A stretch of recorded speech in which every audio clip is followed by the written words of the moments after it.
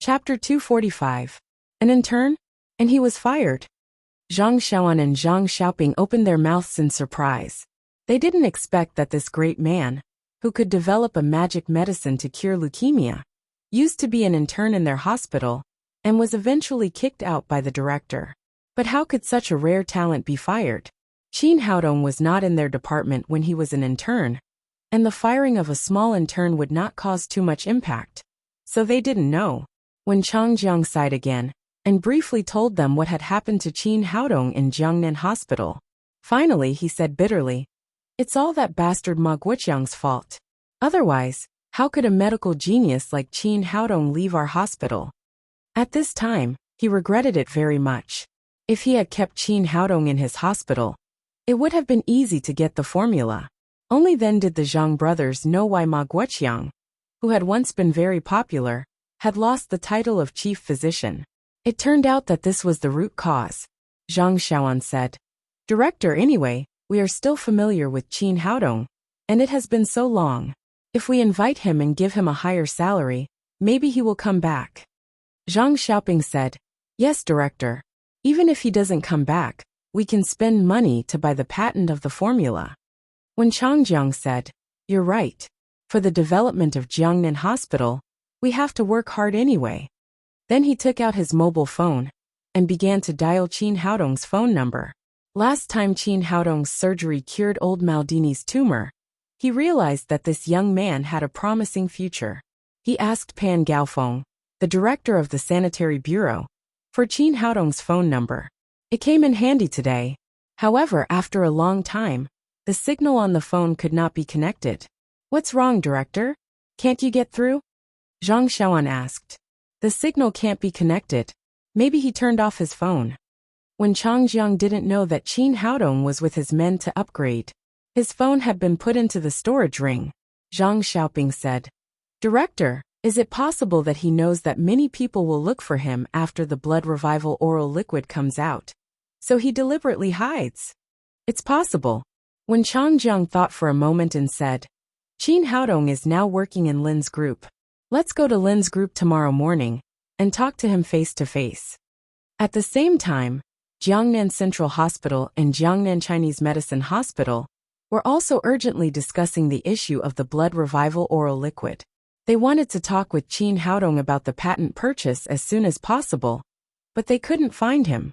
Near dusk, in the Daddy Security Company, Qin Haodong helped Nalan Wushuang and the others improve their cultivation and walked out of the basement. He did not know that he had caused a great shock in Jiangnan City. He took out a large bag of big spirit culturing pills and gave it to Zhang Tiniu, asking him to distribute them to the employees of the company one by one to further improve the cultivation of each security guard. Zhang Tiniu secretly sighed in his heart. He had really chosen the right boss. Elixirs that could improve cultivation could be sold at a sky-high price, and even set off a bloody storm in Jianghu. But Qin Haodong gave them to them, as if they were beans. Then Qin Haodong took out some energy-increasing elixirs and big strengthening elixirs, and sent them to Ma Wenjue in Shanghai. He had just arranged things when Ma Wenjue called. After answering the phone, Qin Haodong said, "How is it? Are you having a good time in Shanghai?" "Of course it's good. Who do you think Brother Ma is?" Ma Wenjue said excitedly. "Dongzi, I'm now at the second level of covert power. Am I powerful? Have you already suppressed Wanner and become the #1 expert in our company?" He often said that he was the #1 master in the world, but he also knew that it was just a joke. However, being the #1 master in the Daddy Security Company had always been his ambition. Therefore, after arriving in Shanghai, he seized all the time to practice. Coupled with his Kailan holy body, his cultivation made rapid progress, and he had just reached the second level of covert power. This guy was so excited. After stabilizing his cultivation a little, he immediately called Qin Haodong and wanted to show off. Qin Haodong said, "You mean Wanner? She has just reached the third level of covert power." Ma Wenjue had just taken a sip of water, but he spat it out and exclaimed, "What? How is that possible? Are you lying to me? Why is it impossible? Just now Wushuang, the divine mercenaries Zhang Tiniu, and Chen Fugui have all reached the first level of covert power. So you have to hurry up and practice, or you are likely to be the worst in our company. Qin Haodong didn't hesitate to attack Ma Wenjue. He seemed to have seen his good brother's distorted face. Ma Wenjue was so aggrieved. He originally wanted to show off his cultivation progress, but he didn't expect to be the slowest in the company. However, he was still a little unwilling and said, "What about you? How are you now?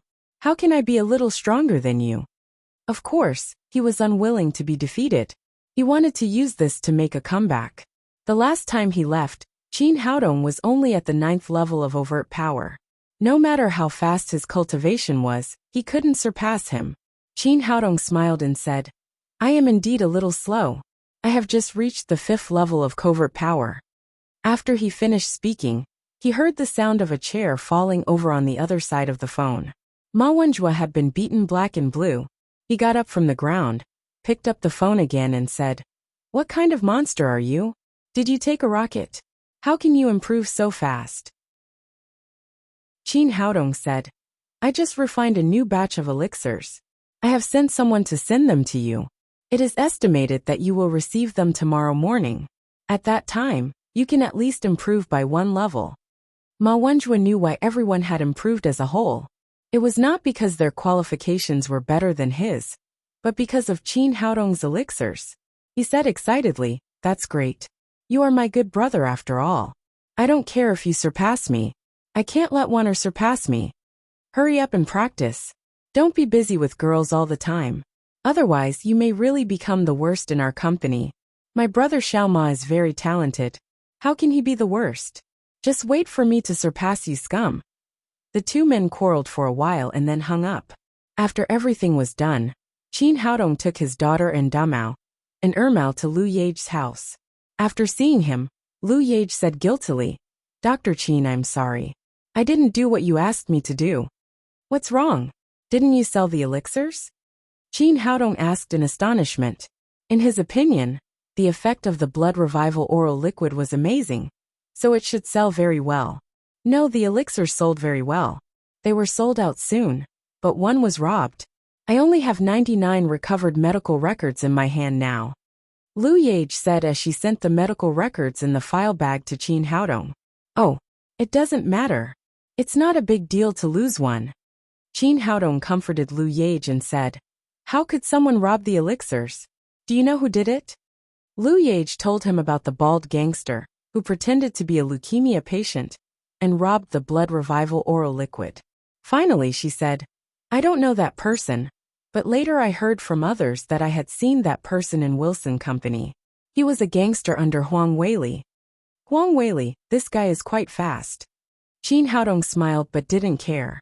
Once the blood revival oral liquid went on the market, it would inevitably attract the attention of Wilson Company. This was what he had expected, but he hadn't expected it to come so fast. Lu Yage said worriedly, "Dr. Qin, I guess Huang Weili must have a bad idea. The reason why he sent people to rob the elixirs is to study the blood revival oral liquid.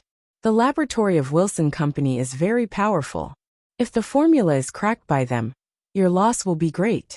You'd better take the formula and apply for a patent. I used to have a classmate who worked in the patent office. Do you want me to contact him?" Qin Haodong smiled confidently and said, "No need.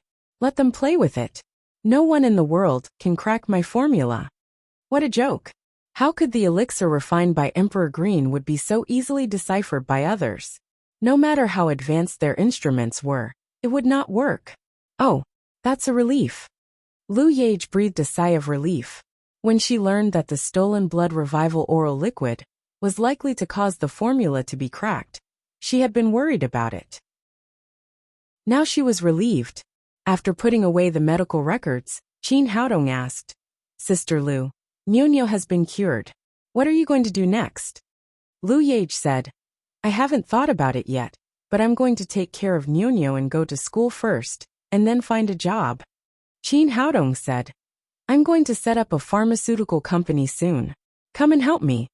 Through these 2 days of observation, he still appreciated Lu Yage very much. This woman seemed to be weak, but had a firm character. Moreover, she was cultured, smart, and capable of handling affairs. She would definitely be the best assistant to Lin Momo, if she was trained well. That's great. Thank you, Dr. Qin. Lu Yage was overjoyed and said. She had been taking care of the sick Nyonyo at home for 2 years. Her resume was blank, so it was very difficult for her to go out and find a job. Well, that's settled. You should arrange your family as soon as possible. Wait for my call. I should go to work soon. Then Qin Haodong returned to Lin's villa with 99 medical records. Lin Momo had already gotten off work. When she saw Qin Haodong enter the house, she said excitedly, "Today, the board of directors has preliminarily agreed that as long as you can provide evidence that the blood revival oral liquid can completely cure leukemia, the company will agree with your proposal and give you 51% of the shares." No problem. The evidence is all here.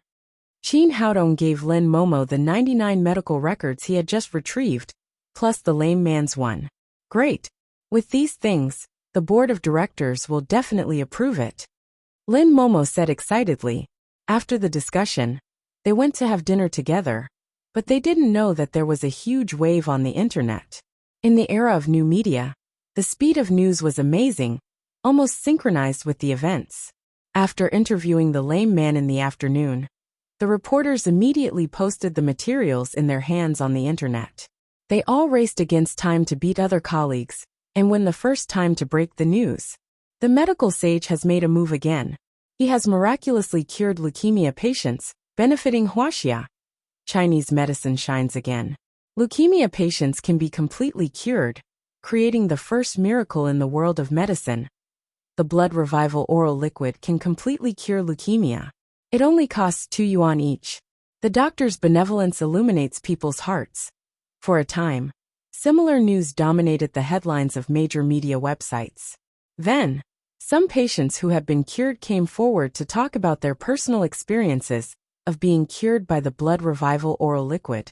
At the same time, they expressed their infinite worship and admiration for Qin Haodong, the medical sage. His photos could be seen everywhere on major websites.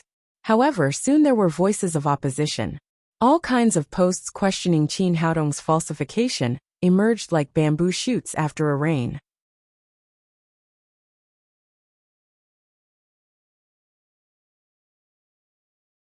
Chapter 246. The declining traditional Chinese medicine is so shameless that it made up fake news about the cure of leukemia. Leukemia is an unconquerable problem in the world. Do you believe it? I don't believe it. A young Chinese medicine practitioner calls himself a medical sage and spends money to hype up the cure of leukemia. Where is his bottom line? After these posts came out, they immediately aroused strong opposition from the supporters of traditional Chinese medicine and the patients who were cured by Qin Haodong. From the beginning to the end, both sides attacked each other and cursed each other. They quarreled on the internet. Zhu Hao and his 6 bodyguards were taken to the police station by the police. Finally, they used a lot of connections to get away. It was already dark when they put on the clothes sent by the women. Toy boy, just wait and see. I'll teach you a lesson. After cursing Qin Haodong 10,001 times, Zhu Hao stepped into the house. When he entered the house, his father Zhu Baiwen, the director of the drug administration, was sitting on the leather sofa in the living room, looking at a laptop. Seeing Zhu Hao enter the door, Zhu Baiwen scolded him. Where have you been? You're not a child anymore. Can't you do something serious? Don't just eat, drink, gamble, and play with women all day long. Zhu Hao was full of anger and immediately said angrily, Why don't I do something serious? You've made so much money. Who else should you spend it on if not me? Besides, I've made a lot of money for you these years. Zhu Baiwen said angrily. If it weren't for me, who would give you money? Zhu Hao said stiffly. So what? If I wasn't the middleman, would you dare to accept the money directly? You. Zhu Baiwen was rendered speechless by his son. He then pointed to the laptop and said, Look at him. He's also in his 20s, but he actually developed a new drug that can cure leukemia. You're almost 30. What else can you do besides spending money and causing trouble? Zhu Hao said indifferently. So what if he's good? Is he your son? I'll take care of you when you die. After that, he sat down beside Zhu Baiwen, grabbed an apple on the tea table, and ate it in big mouthfuls. Zhu Baiwen couldn't do anything about this good-for-nothing son of his. He shook his head and continued to browse his web page. Zhu Hao ate the apple and glanced at the computer screen carelessly. Suddenly his expression froze and he exclaimed, "Don't move. Let me have a look." He took the laptop from Zhu Baiwen, opened the page, and saw Qin Haodong's photo on it. "Isn't he F*King taking care of his gigolo today?"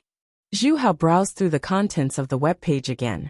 It turned out that this was the person who had invented the new leukemia drug that his father had just mentioned. Zhu Baiwen asked, "What's wrong? You know Qin Haodong? Let me tell you, this young man is extraordinary. If you know him, you must be as close to him as possible.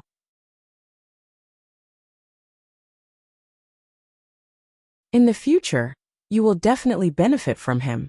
"Close my ass," Zhu Hao said angrily. "I have a grudge against him, and I'm looking for him everywhere." Zhu Baiwen said, "He is the medical sage who can cure leukemia. How did he offend you?" "Bullsh*T, Zhu Hao said. "Don't think that I don't know. Leukemia is a F*King terminal disease. Who can cure it? This must be fake news. Don't you see that so many people are scolding him for hype?" Zhu Baiwen said, "Nonsense. I have already investigated and verified with the hospital. Those patients have indeed been cured, and all the examination indicators have returned to normal. Don't doubt others if you can't do it yourself." "Is what you said true?" Zhu Hao said with his eyes wide open. "Of course it's true. I don't have time to joke with you," Zhu Hao said excitedly. "Old man, if we get this medicine that can cure leukemia, won't we be rich? When we get the money, we can go abroad. You don't have to worry about the money all day." Zhu Baiwen glared at him and said, "The prescription for leukemia is a treasure bowl. If you can get it, of course you will be rich. But how can he give it to you?" "Don't worry about that. I have a way. I'll go to that guy tomorrow and make him hand over the formula." In the past, relying on the power in Zhu Baiwen's hands, Zhu Hao had done a lot of extortion. So in his opinion, it was not difficult to get the prescription for leukemia from Qin Haodong. Zhu Baiwen said, "Boy, don't mess around. If something happens, it will be troublesome." Zhu Hao said confidently, "Don't worry, I know what to do. Nothing has happened for a long time." In a luxurious villa, a middle-aged man was sitting on the sofa, staring at the computer screen in front of him. At this time, the door opened and a gloomy young man came in. He said to the middle-aged man, "Father, I have already asked my friends in the hospital. The news is true. That guy really developed a traditional Chinese medicine that can cure leukemia. It is called the Blood Revival Oral Liquid. A total of 99 bottles of Blood Revival Oral Liquid were sold today. All the leukemia patients who have taken this medicine have all recovered to normal levels. That is to say, they are all cured." The middle-aged man leaned his head on the sofa and said, "It's really a surprise that someone can really develop a medicine that can cure leukemia completely." He was Luo Jin, the head of Luo's pharmaceutical company in Jiangnan, and the young man was his son Luo Qingming. Luo Jin and his son were also famous figures in the medical industry in Jiangnan. 3 years ago, they had led Luo's pharmaceutical company to be listed in M country and become the only listed pharmaceutical company in Jiangnan City. They were the leaders of the industry. Luo Qingming said, "We used to look down on traditional Chinese medicine. I didn't expect it to give us such a big surprise. We can really overcome the difficulty of leukemia with some grass roots, bark, and rotten leaves. A good cat is a good cat that can catch mice. It doesn't matter whether it's traditional Chinese medicine or Western medicine. It can cure diseases and make money for us. This traditional Chinese medicine formula is a golden hen that can lay eggs." Luo Jin suddenly sat up from the sofa and said with his eyes shining, "The formula of the Blood Revival Oral Liquid is in the hands of that young Chinese medicine practitioner. As long as we can get it, Luo's pharmaceutical company will soar in our hands and be unstoppable."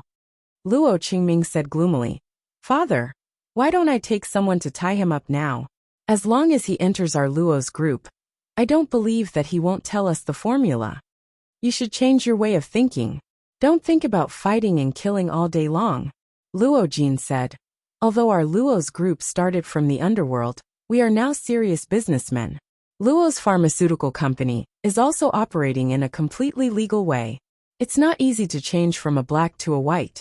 Now that we're clean, we can't go back to being black. Besides, I don't know how many eyes are staring at that young Chinese medicine practitioner now. If you tie him up today, you will be arrested by the Public Security Bureau tomorrow. Luo Chungming said. What are we going to do? Luo Jin said. Go through the normal channels first. Tomorrow, you will talk to the young Chinese medicine practitioner. You can either cooperate with him to invest, or buy the patent right of his formula. If it doesn't work, you can consider extreme measures. If we negotiate with him, what's our bottom line? Luo Jin said. If it's a joint venture, we can let him invest with his technology. As for the equity, we can even give him more than 50%. Luo Qingming said eagerly. Father, how can we do that? In any case, we have to achieve absolute control. Otherwise, the company will not be under our control in the future. You're wrong. Luo Jin waved his hand and said with a scheming look. As long as he cooperates with us, no matter how many shares he controls, the company will be in our hands in the end.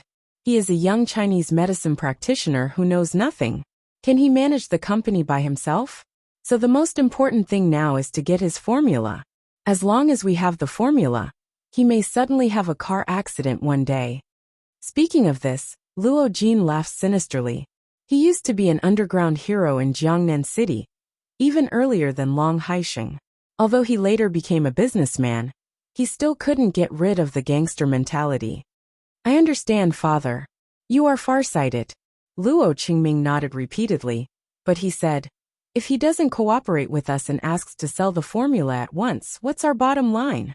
2 billion. If he is willing to sell the formula, we can pay 2 billion yuan at most. 2 billion yuan is too much, isn't it? How many female stars can he sleep with? How many luxury cars can he buy with that? Luo Qingming said painfully. You're still too short-sighted. You have to look at everything in the long term. As long as we get the formula of this medicine, we can do some publicity, and the company's stock will rise more than that amount in the stock market. I see, father, Luo Qingming said. It's good that you know. Go to negotiate with Qin Haodong tomorrow. No matter how we cooperate, no matter what method you use, you must get the formula. After discussing the details, Luo Qingming left the room.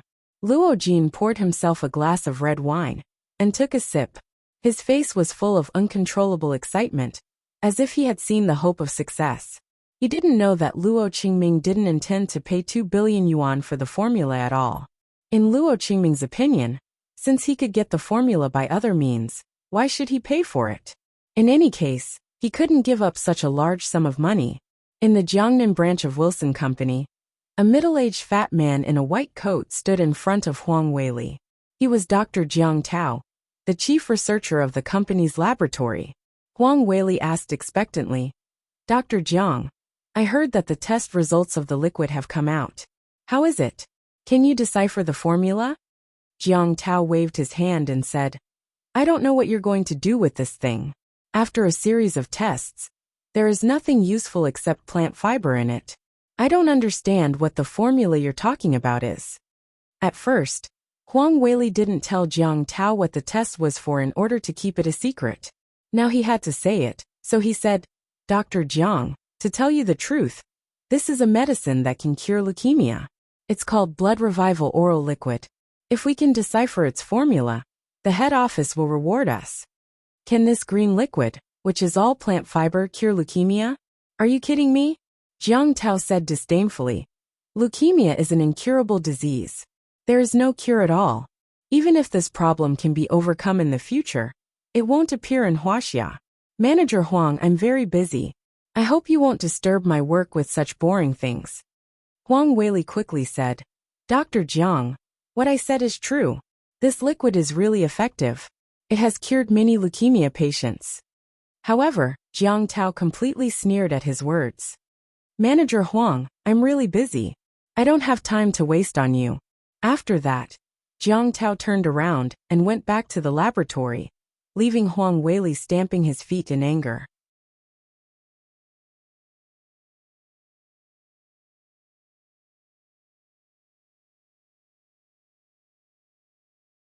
Chapter 247. He walked around on the ground twice. It was as if he had found a treasure house, but he couldn't find the key.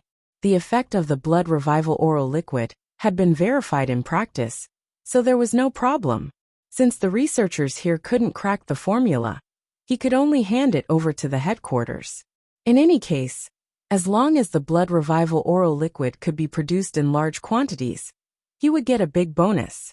Thinking of this, he took out his mobile phone and dialed Davis, the big boss of Wilson Company. The phone rang for a long time before a lazy voice said, "You're disturbing me so early. Give me a good reason or you'll die." Only then did Huang Weili realize that with the time difference between M Country and Huaxia, it was exactly 7 or 8 o'clock in the morning over there. And this big boss had the habit of sleeping late. "Mr. Davis, I do have something very important to report to you," he said carefully. "Someone in Huaxia has developed a new drug to cure leukemia." "Mr. Davis, I'm talking about a complete cure, not a remission.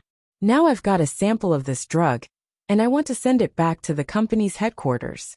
If the company can crack the formula of this drug, it'll be like having one more money printing machine."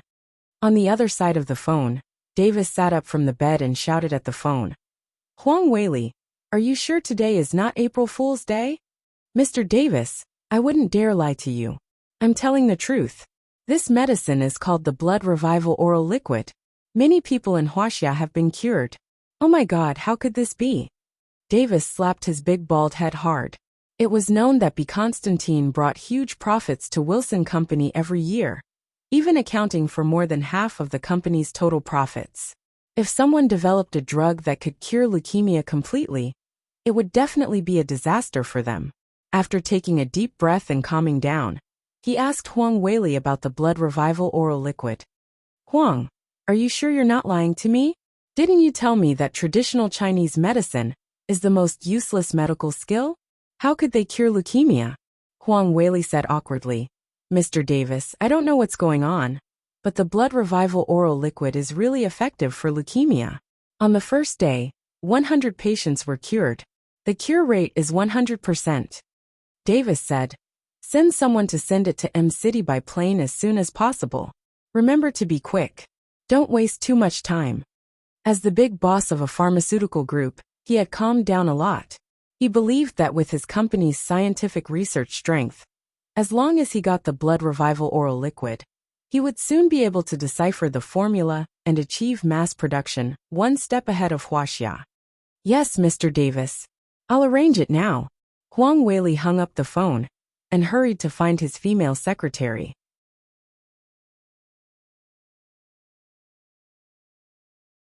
He asked her to take half of the blood revival oral liquid and take the next flight to M Country. That night, the blood revival oral liquid had stirred up 1,000 ripples, which had shaken the entire pharmaceutical industry. The next morning, Qin Haodong and Lin Momo sent the little fellow, who had been absent for a long time, back to kindergarten, and then went to Lin's group to hold a board meeting. There was only one topic of the meeting, which was the establishment of a large-scale pharmaceutical enterprise by Lin's group and Qin Haodong. Qin Haodong introduced the situation of the blood revival oral liquid and distributed 100 medical records to the directors present. After seeing the real effect of the blood revival oral liquid, the vote was 100% approved by Qin Haodong's proposal. Zhao Zhongqin and his son also voted in favor of it. Although they had opinions about Qin Haodong, it did not prevent them from making money. After all, the effect of the blood revival oral liquid was obvious. Once it was built and put into production, it would be a treasure bowl. Colorful money would flow into their pockets continuously. Since the board of directors had unanimously approved it, Qin Haodong and Lin Momo signed a cooperation agreement. Lin's group would invest 2.5 billion yuan to control 49% of the shares, while Qin Haodong would invest 500 million yuan and technology to control 51% of the shares. At the same time, because Qin Haodong had absolute control, the new company used the name he proposed, Tangmen Traditional Chinese Medicine Company Limited. The president of the company was still Lin Momo, who was also responsible for the establishment of the company. When forming the team of Tangmen Traditional Chinese Medicine Company, Qin Haodong proposed that Lu Yage be Lin Momo's personal assistant. Naturally, Lin Momo would not object. She immediately informed Lu Yage to come to work and start to work on the establishment of Tangmen Traditional Chinese Medicine Company. After the discussion, Qin Haodong became a hands-off boss again. Everything was handed over to Lin Momo. He went directly back to the infirmary to continue working as a healthcare doctor. As soon as he entered the room, he saw Wen Changjiang, the director of Jiangnan Hospital, chatting with Fatty Zhang, followed by Zhang Xiaoan and Zhang Xiaoping. Fatty Zhang was just a healthcare doctor who could not enter a regular hospital. When he saw the director of Jiangnan Hospital, he was busy making tea and chatting with the three people with a flattering face. When Changjiang had just picked up the teacup, when he saw Qin Haodong enter the door, he quickly stood up and stretched out his hands to greet him enthusiastically. "Dr. Qin, you're back." Although Qin Haodong did not hate Wen Changjiang, he did not have any good impression of him. It was easy for him to guess the purpose of his visit at this time. He casually reached out and shook hands, then said lightly, "Deputy Director, what can I do for you?" "Here's the thing, Dr. Qin. I'm here to recruit talents on behalf of Jiangnan Hospital today," Wen Changjiang said with a smile on his face. "Dr. Qin, it's a waste of talent for you to be a healthcare doctor here with your medical skills. Now our hospital just needs a deputy director. As long as you agree, you can go to Jiangnan Hospital now." Fatty Zhang's eyes almost popped out of their sockets. They were both healthcare doctors, but why was there such a big gap between them? He worried all day that he would be laid off, but Qin Haodong could easily be the deputy director of a top hospital. Qin Haodong smiled slightly and returned to his seat. He said lightly, "Thank you for your kindness, Director Wen. It's good for me to be a healthcare doctor here.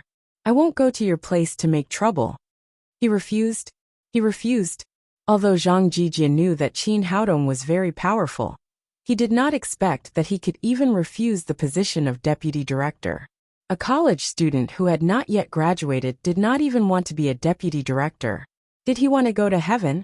He was extremely indignant, but he could only take a cup to the side and drink silently. When Changjiang was slightly disappointed and said, "Dr. Qin, why don't you think about it again? The salary is negotiable." Qin Haodong said, "Director Wen, I guess you didn't come here today to ask me to be the deputy director. If you have something to say, just say it. Everyone is very busy. Don't beat around the bush. There may be more people coming later." When Changjiang smiled embarrassedly and said, "Dr. Qin is a straightforward person. I'll get straight to the point. I heard that you have developed a kind of blood revival oral liquid that can completely cure leukemia." Qin Haodong smiled slightly and said, "Yes, there is such a thing. I think Director Wen also knows that 100 patients took the blood revival oral liquid yesterday, and the cure rate reached 100%. When Changjiang said, "Dr. Qin, have you ever thought about cooperating with our hospital or selling your formula to us? The price is negotiable." Qin Haodong said, "Director Wen, you've got the wrong person. I want to develop this medicine not to make money, but to relieve the pain of more than 4 million leukemia patients in Huaxia. So I don't intend to sell this formula." Zhang Xiaoan couldn't help saying, "Oh, then we can cooperate. Our Jiangnan Hospital is strong. If we join forces, we will definitely benefit more patients." Qin Haodong picked up the agreement that had just been signed and said, "Director Wen, Deputy Director Zhang, I'm really sorry. You're late. I've just signed a cooperation agreement with Lin's group. I'll set up a Tangmen Traditional Chinese Medicine Company under my name. I'll immediately mass-produce the blood revival oral liquid." When Changjiang was disappointed, Qin Haodong had already cooperated with Lin's group, so they had no chance at all. "Well, Dr. Qin, if you have any good formulas in the future, you must think of our Jiangnan Hospital." Then when Changjiang left the infirmary with the Zhang brothers, as soon as they left, the director of Jiangnan Hospital of Chinese Medicine came in with his assistant. Their purpose was exactly the same as Wen Changjiang's. They both came for the blood revival oral liquid. As a result, like Wen Changjiang, the director of the Chinese Medicine Hospital also left disappointed. Later, the director of the Central Hospital and the heads of several other hospitals came. But they all left disappointed. Qin Haodong calculated that all the famous hospitals in Jiangnan City had been there. He thought that it would be quiet next. Unexpectedly, the door opened and a gloomy young man came in. "Who is Qin Haodong?" Luo Qingming asked arrogantly. "I am. What can I do for you?" Qin Haodong glanced at him and said, "I am Luo Qingming, the general manager of Luo's pharmaceutical company." After Luo Qingming finished speaking, he thought that Qin Haodong would look up to him because of the reputation of Luo's pharmaceutical company. At least he would welcome him warmly. However, after waiting for a long time, Qin Haodong still looked at him indifferently. "Haven't you heard of Luo's pharmaceutical company?" Luo Qingming asked angrily. "So what if I've heard of it? I've heard of Bill Gates. Does it have anything to do with me? Besides, I've never heard of Luo's pharmaceutical company." "You." Luo Qingming almost choked. "Why did you say so much if you hadn't heard of it?" Before he could catch his breath, Qin Haodong said again, "If you have something to say it quickly. Then leave quickly." Qin Haodong had never liked this kind of arrogant rich second generation. Moreover, when he heard the name of Luo's pharmaceutical company, he knew that they had come for the blood revival oral liquid. There was nothing to talk about. It would be a waste of time to say more. "Well, I'll get straight to the point." Luo Qingming took out his checkbook and wrote a check for 1 million yuan. Then he put it on Qin Haodong's table and said, "This is 1 million yuan. Sell me the formula of the blood revival oral liquid." Luo Cheng had already thought about it on the way here. Cooperation was too troublesome. The other party was just a college student who had not yet graduated. With the reputation of Luo's group, he would be scared immediately. As long as he gave him some money, he would hand over the formula. Therefore, he neither talked about cooperation nor quoted the 2 billion yuan that Luo Jin had mentioned. He directly gave 1 million yuan and wanted to leave with the formula. Qin Haodong picked up the check and looked at it. Then he looked up at Luo Qingming, as if he were looking at an idiot.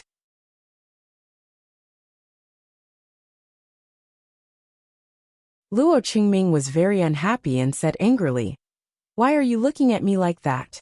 Didn't you hear me?" Qin Haodong directly tore the check into pieces and said, "Go out and turn left for 10 kilometers. That's the Jiangnan Psychiatric Hospital. If you're sick, see a doctor quickly. Remember, don't stop taking medicine." This guy wanted to buy a formula that was worth billions with 1 million yuan. Wasn't he stupid?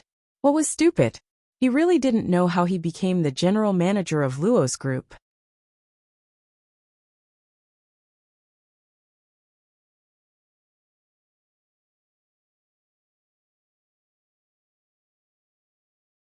Chapter 248. Who the F***CK are you talking about? Luo Qingming was almost driven mad.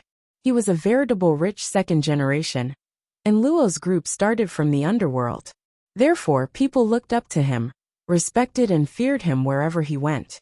But now he was regarded as a psychopath by Qin Haodong. He shouted at Qin Haodong furiously, "Boy, don't think you're great just because you have a formula. If you offend our Luo's group, your formula will be a piece of waste paper. You can't do anything." Qin Haodong said coldly, "What I do has nothing to do with you. Get out of here." "Boy, you're looking for death," Luo Qingming said aggressively. "Why don't you find out how our Luo's group started? If you don't give me the formula today, I promise you won't see the sun tomorrow." Qin Haodong didn't want to talk nonsense with such a person. He shouted to the door, "Saber, come in." So many people had come here today. If Saber hadn't been waiting outside, he wouldn't have been able to do anything. Sure enough, as soon as the door opened, Saber came in from outside. "Boss, what can I do for you?" Qin Haodong raised his hand and pointed at Luo Qingming. "Strip this idiot and throw him out. How dare you? I think you don't want to live. If anyone dares to touch me, I promise you won't see the sun tomorrow."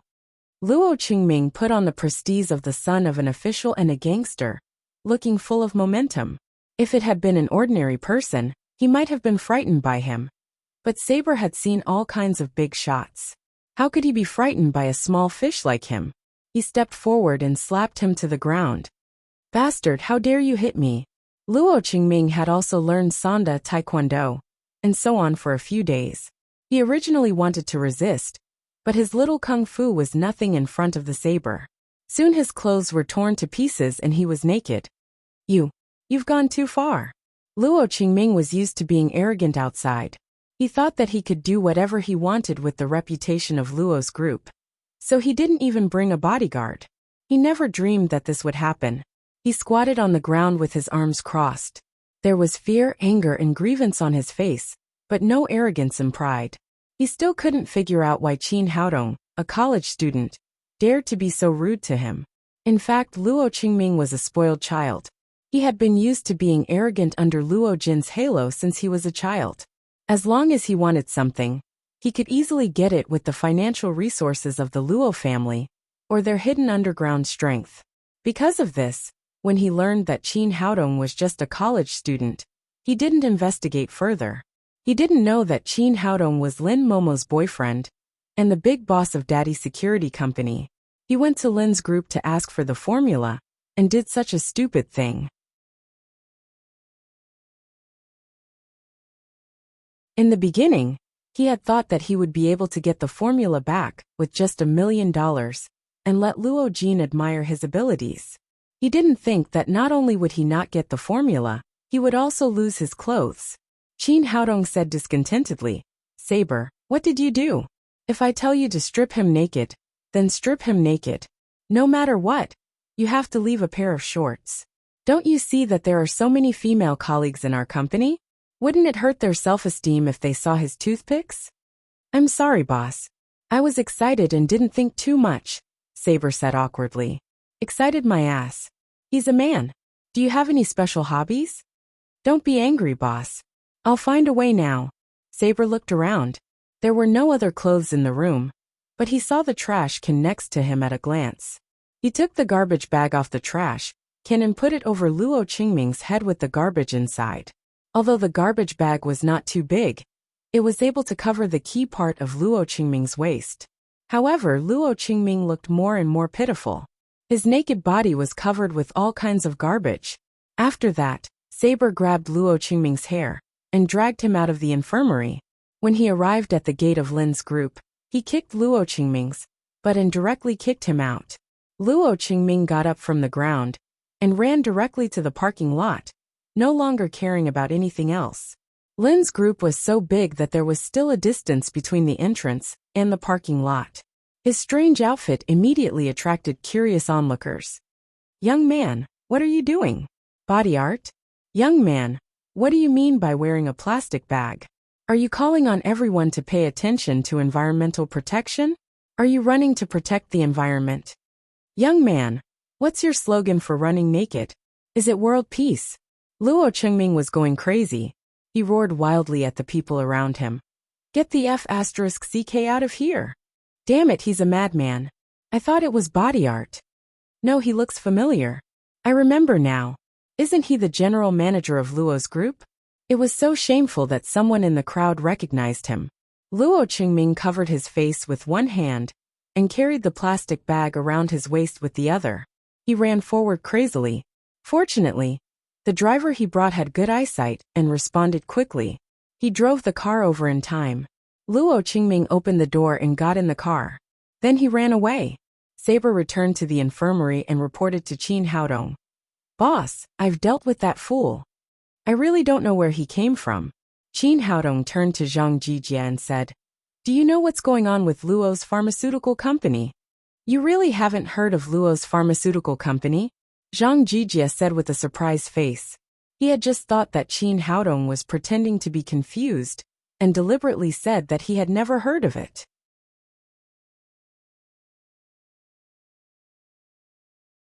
Qin Haodong said, "I really haven't heard of it. Is it very famous?" "It's more than famous. It's frighteningly famous," Zhang Jijie said. Luo's pharmaceutical company is the only company in the Jiangnan pharmaceutical industry listed in M country. So the Luo family is rich. In addition, they used to have a gangster background. So they have always been able to do whatever they want in Jiangnan City. The man just now is Luo Qingming, the son of Luo Jin, the chairman of Luo's group. Now he is the general manager of Luo's pharmaceutical company. Qin Haodong said, such a brainless fool is the general manager. I really don't know how they got listed. Zhang Jijie said, Luo Jin, the head of Luo's group, is really a character. He has a brain and a means to deal with things. Luo Qingming is much worse than his father.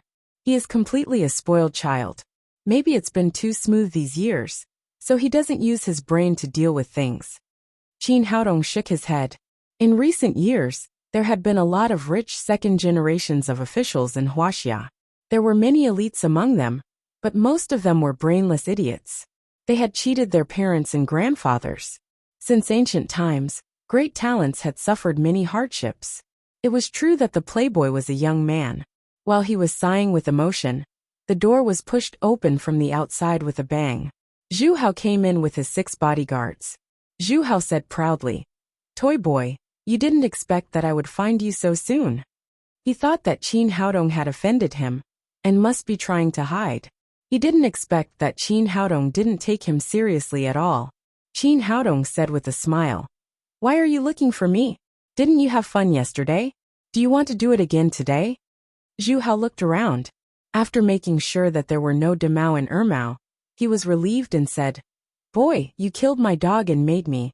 Originally, he wanted to say that he made him run naked again. But he felt that it would be a little embarrassing to say that. He changed his words and said, You made me very unhappy again, so I must let you pay the price today. Qin Haodong looked at him with a playful face and said, Then tell me, what do you want me to do?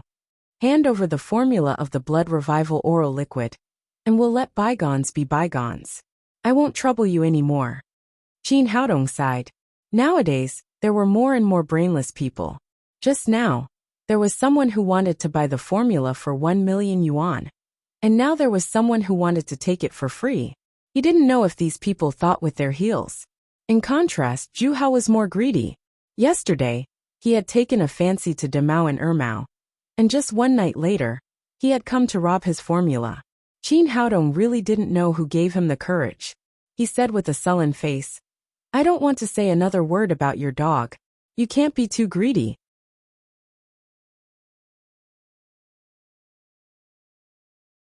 It's not too late for you to get out now, or it will be too late to regret later. Zhu Hao laughed wildly. When he had enough, he said, Toy boy, you're still pretending. Without those 2 dogs, how can I deal with you? In his opinion, Qin Haodong was weak and had no ability. As long as Demao and Ermao were not there, he could deal with him however he wanted. He waved to the bodyguards behind him and said, Beat him until he hands over the formula.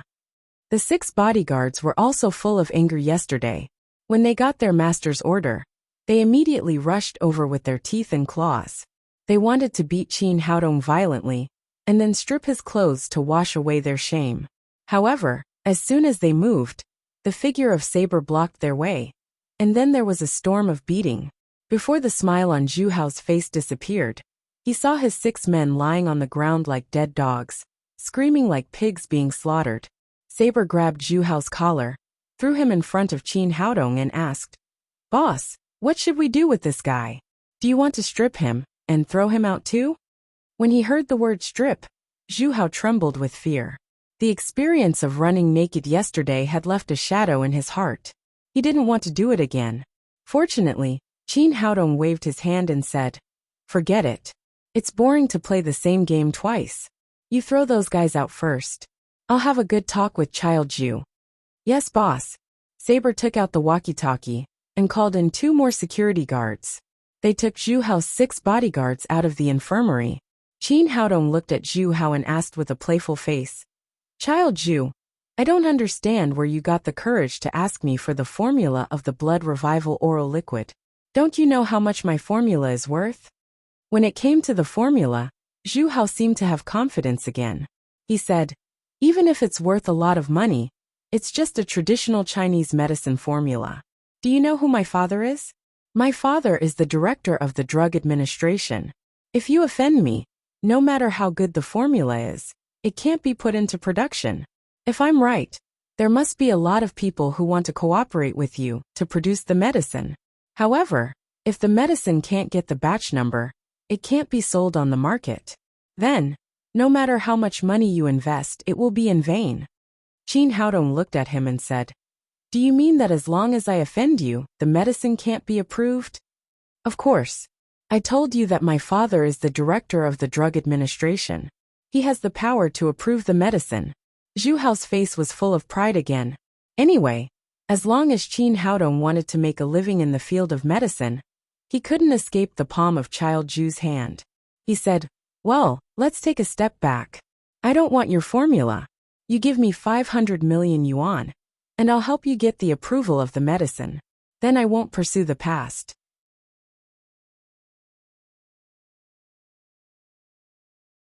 What do you think? It's a good deal, right?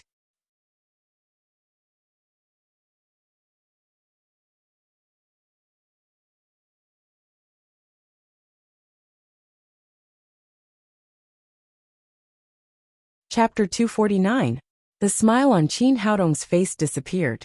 This guy was really greedy. He didn't even do anything, and just asked for 500 million yuan. He said in a cold voice, "The formula is mine. Why should I pay you?"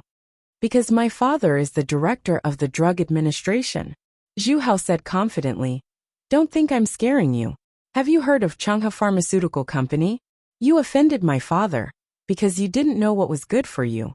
Now you're gone, aren't you? Let me tell you, if you want to make a living in the pharmaceutical industry, you must have a good relationship with my family. Otherwise, you won't even know how you died." Qin Haodong seemed to be scared by his words. He hesitated and asked, "You came here today to ask for money. Is it your idea or your father's?" Zhu Hao said proudly, "Is there a need to distinguish? I'm my father's only son. My idea is his idea. He will do whatever I want him to do." Qin Haodong said, "If I give you 500 million yuan, will there be any benefits?" "Of course there will be many benefits.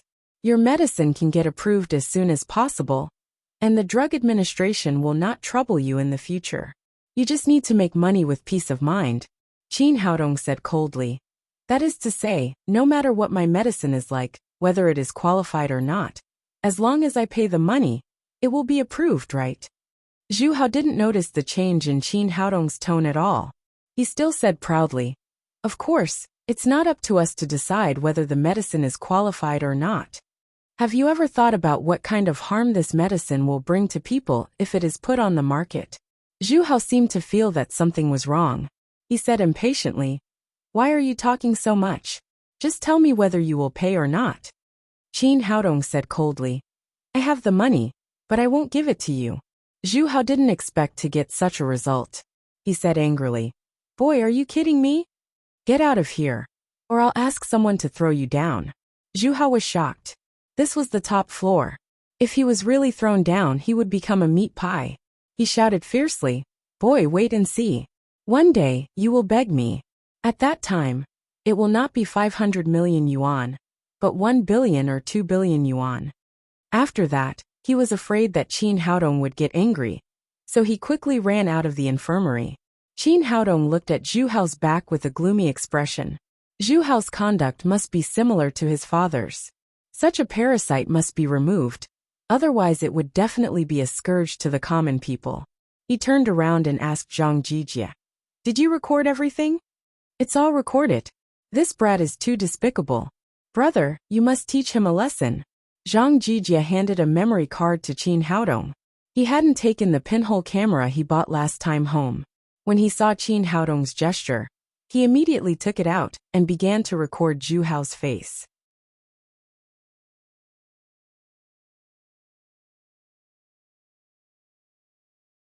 Qin Haodong put away the memory card, but this thing alone could not bring down Zhu Hao's father.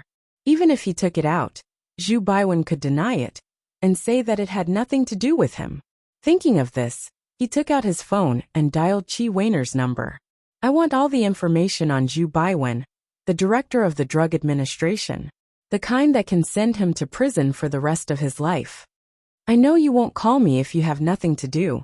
Qi Weiner said bitterly. I can look up the information, but not in vain. Invite me to dinner tomorrow night. Since Qi Weiner expressed her feelings last time, Qin Haodong had not figured out how to face this relationship. He was very afraid to be alone with her.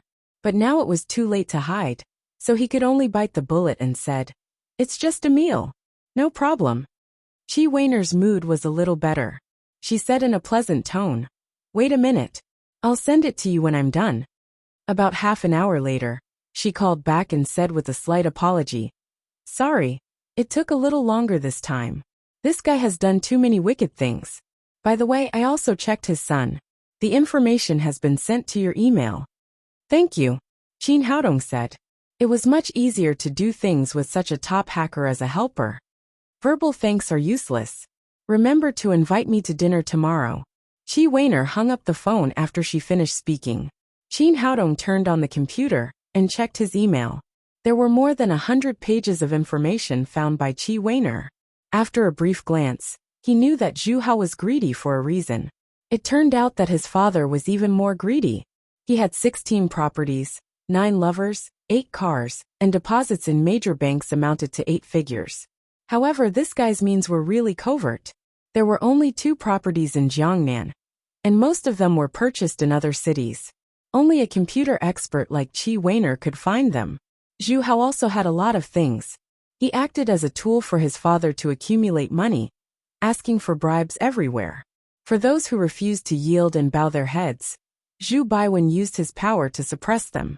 There was once a medium-sized pharmaceutical company called Baishan Pharmaceutical. Because it offended the father and son of the Zhu family, it had to withdraw from the pharmaceutical market. At the same time, this guy also hired bodyguards to fight everywhere, bully men and women, and did a lot of wicked things. Qi Weiner's information was very detailed. There was a lot of evidence for everything. As long as these things were handed over to the relevant departments, they could directly investigate the responsibility, without even an investigation. After reading it, Qin Haodong sneered. It seemed that the good days of the father and son of the Zhu family were coming to an end. In a small conference room, Zhu Baiwen was sitting opposite Li Changji at this time, reporting the work with a serious expression.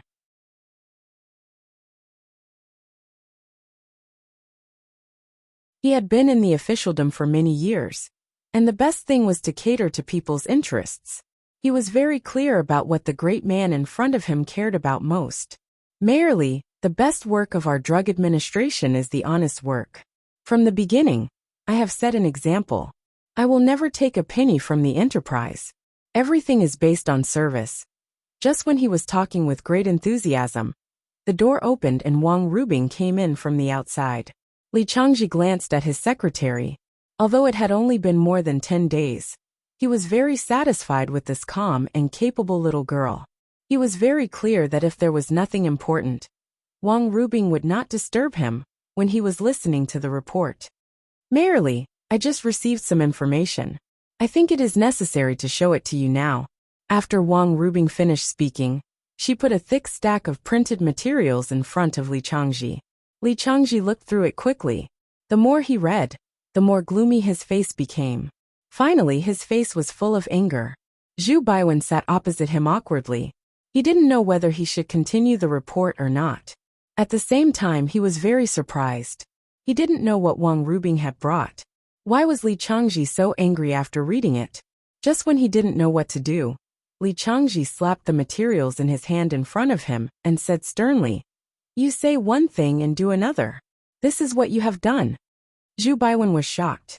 Just a moment ago, this great god was still amiable, and even very appreciative of his report. How did he suddenly become angry? The answer should be in this stack of materials. He took it and looked at it.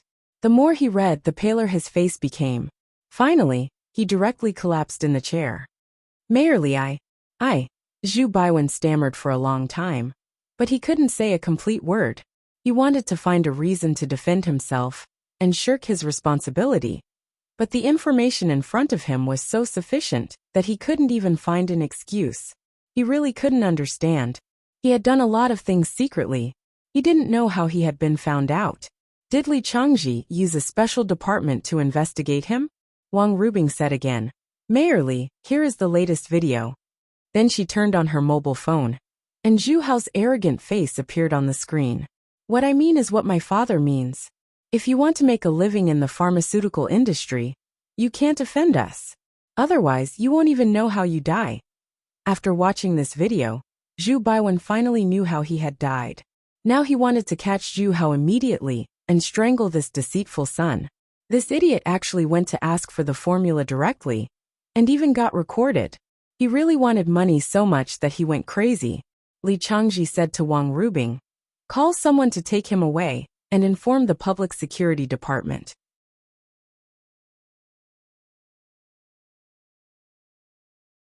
His son should also be arrested and dealt with according to the law. Zhu Baiwen's face was ashen.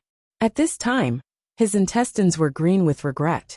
Unfortunately, there was no medicine for regret in this world. If he had known this, he wouldn't have done it. Soon, he was handcuffed by the discipline inspection staff and taken out of the conference room. After leaving Lin's group, Zhu Hao hated Qin Haodong to the core. He immediately drove to the drug administration to find his father. He must let his father deal with such an ungrateful person. Qin Haodong dared to disrespect him. He was courting death. He even imagined the scene of Qin Haodong kneeling down and begging him. However, when he arrived at the drug administration, Zhu Baiwen was not there. The secretary told him that he had gone to a meeting. Zhu Hao didn't leave. He sat directly in the office and waited. He couldn't do anything until he dealt with Qin Haodong. After waiting for half an hour, the office door was opened. "Dad, you're back. I tell you, today you must deal with Qin Haodong." Zhu Hao was halfway through his words when he looked up and saw that it was not his father, Zhu Baiwen, who came in, but two policemen in uniform. Coincidentally, it was the two policemen who caught him running naked yesterday. He said discontentedly, "What are you doing here? Haven't you already dealt with what happened yesterday? I've paid the fine. This time, it's not about you driving naked. If you want to be naked again, go to prison." The two policemen did not hesitate to handcuff Zhu Hao and take him to the police station. "Let me go. Do you know who I am? My father is Zhu Baiwen." Until now, Zhu Hao still wanted to rely on his father to show off. A policeman sneered and said, "Of course we know. You can reunite with him when you go to prison." "What? Did you say that my father was also arrested?" Zhu Hao asked in horror. He could do nothing but indulge in debauchery. His father was his biggest support. If Zhu Baiwen was also arrested, he would be completely dumbfounded. "Not only was your father arrested, but he will definitely be sentenced more than you. Sooner or later, you will meet a ghost if you walk in the dark. You and your father will spend the rest of your life in prison because of the wicked things you have done." The policeman did not talk nonsense with him. He directly stuffed Zhu Hao into the police car and was taken away with the siren. In Luo Enterprises, Luo Jin was busy with the work at hand. He thought of the formula of the blood revival oral liquid and wondered how his precious son was doing. He also knew Luo Qingming's temper very well. However, he only had one son, and he would take over his position in the future. He had to train him well, so he had asked Luo Qingming to do it. He took out his mobile phone and dialed Luo Qingming's number. He asked, "Qingming, how is the discussion about the formula going?"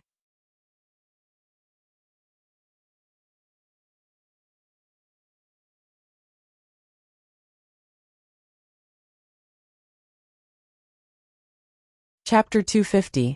Luo Qingming returned home in embarrassment. He had just taken a shower, found a new set of clothes, and changed the plastic bag around his waist. At this time his phone rang. He took the phone and pressed the answer button. Hearing Luo Jin's question, he said impatiently, "Father, leave this matter to me.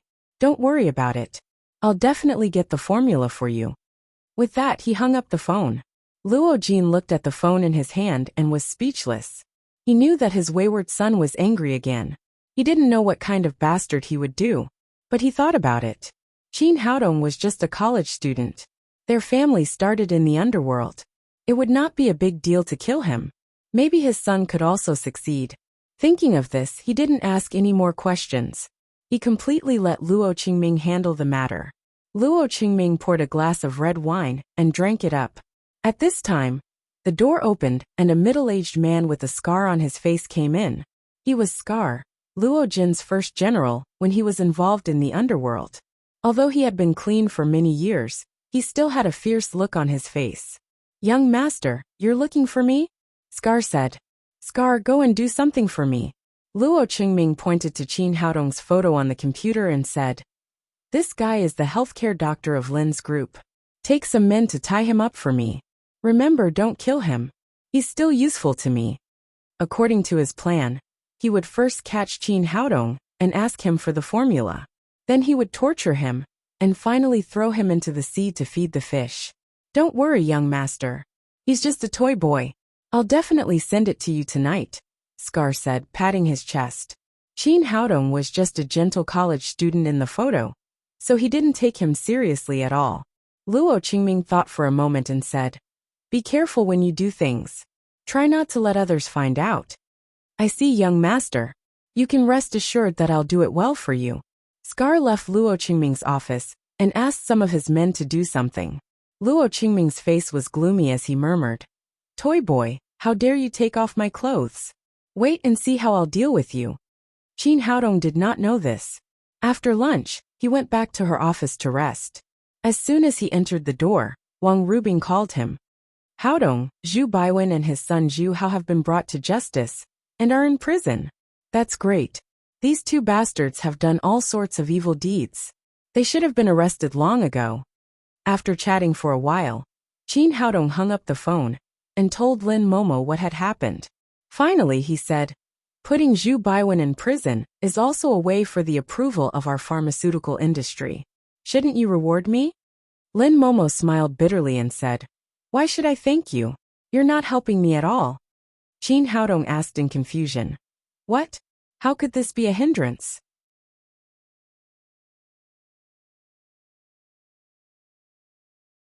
"If that bastard Zhu Baiwen was here, he would have blackmailed you when we approved it," Lin Momo said. "I've inquired about it these days. If we want to sell the blood revival oral liquid on the market, the approval procedures are very troublesome. The first pass is the Drug Administration of Jiangnan City. Generally speaking, the drug approval procedures are very cumbersome. It takes at least 3 months for a drug to be approved and put on the market. If it takes a long time, there is almost no time limit. Although Zhu Baiwen is a little greedy, he does work for money. If he was here, not only could we get the approval procedures, but we could also save a lot of time. It's worth it to spend a little money. Now that he has been arrested, it will be really difficult to get the drug approval. If it takes too long, it will be very bad for our new drug to go on the market. Maybe one day the formula of the blood revival oral liquid will be cracked by others." "Ah, is that possible?" This result was really beyond Qin Haodong's expectation. He was not worried about the formula being cracked, but if the drug approval was really delayed for too long, he did not know how many leukemia patients would die during this period. There were more than 4 million leukemia patients in Huaxia. He could not save them one by one. That way, he would not be able to save them all. After thinking about it, he asked, "Lin's group has been doing business for so many years. Don't you have some channels of your own?" "Lin's group has its own channels. But don't you think about what we did before? If we encounter problems in the field of gems and jade, we can find a way. However, it is the first time we have entered the pharmaceutical industry, or we haven't crossed the threshold yet. Where can we find our connections?" Qin Haodong thought about it and agreed. He said, "You should hurry up with the approval according to the normal procedures. I'll see if I can find some ways." When he returned to the office in the afternoon, Qin Haodong sorted out his contacts from beginning to end. There was really no one in the drug administration who could help him. The Naylan family had a great influence in Jiangnan province, but the drug approval procedure was not only in Jiangnan province. Maybe Qi Wen'er could help, but he also needed to use the Qi family's relationship, which was not what he wanted. He did not think of a good way until he got off work. When he was about to pack up and leave, the door was pushed open, and a woman came in from the outside. The woman was wearing a pair of tight jeans, which set off her curvy figure vividly. Her legs were long and straight, especially the high protruding part below the waist, which looked elastic and made people want to slap her. Looking up, a yellow tight suspender not only exposed the sexy and charming collarbone to the air, but also the bottomless ravine on the chest. The suspender was very short, revealing the sexy and strong waist. Sexy. It was so sexy. Chin Haodong's eyes were firmly attracted by the woman's devil-like figure. He just glanced at her face, and then returned to the lower half. When he was almost done, he asked, "Beauty, who are you looking for?" "Chin Haodong, what do you mean? You've been out for more than 10 days, and you pretend not to know me?" "Ah." Chin Haodong was slightly stunned, and then he saw that the sexy beauty in front of him turned out to be Nalan Wuxia. It was no wonder that he did not recognize her. Nalan Wuxia had always been used to wearing a uniform. Even if she wore casual clothes, she had never dressed so sexily. Especially the large white skin on her chest, and the two beautiful hills were exposed, which was not her style at all. In addition, she had permed her long wavy hair, which hung down and covered half of her face. If he did not look carefully, he really could not recognize her. "No, I just did not expect it would be you." Chin Haodong looked at her playfully and said, "Officer Nalan, your style has changed a lot today. Who are you going to flirt with in such a sexy dress?"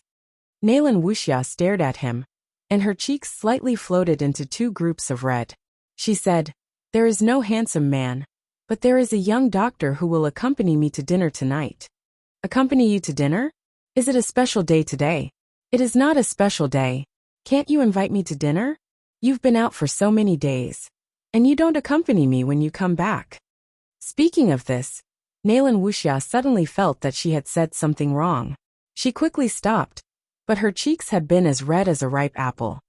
"Okay, it's just dinner. What do you want to eat? We'll go right away."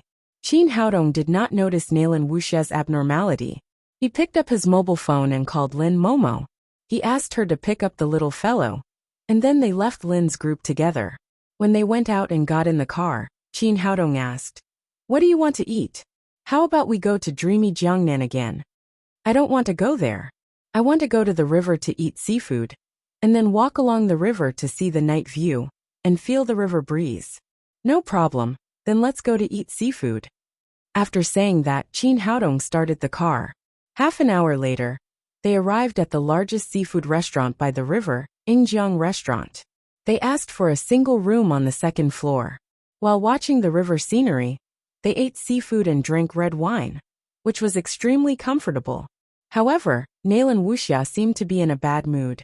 She only ate a few mouthfuls of a 3.5-kilogram lobster, and the rest went into Chin Haodong's stomach. She only ate one of the 10 hairy crabs. Chin Haodong ate very happily. Finally, he drank up the red wine in the glass, wiped his mouth and said, "You asked me to treat you to dinner, but you don't eat anything. I'm a miser."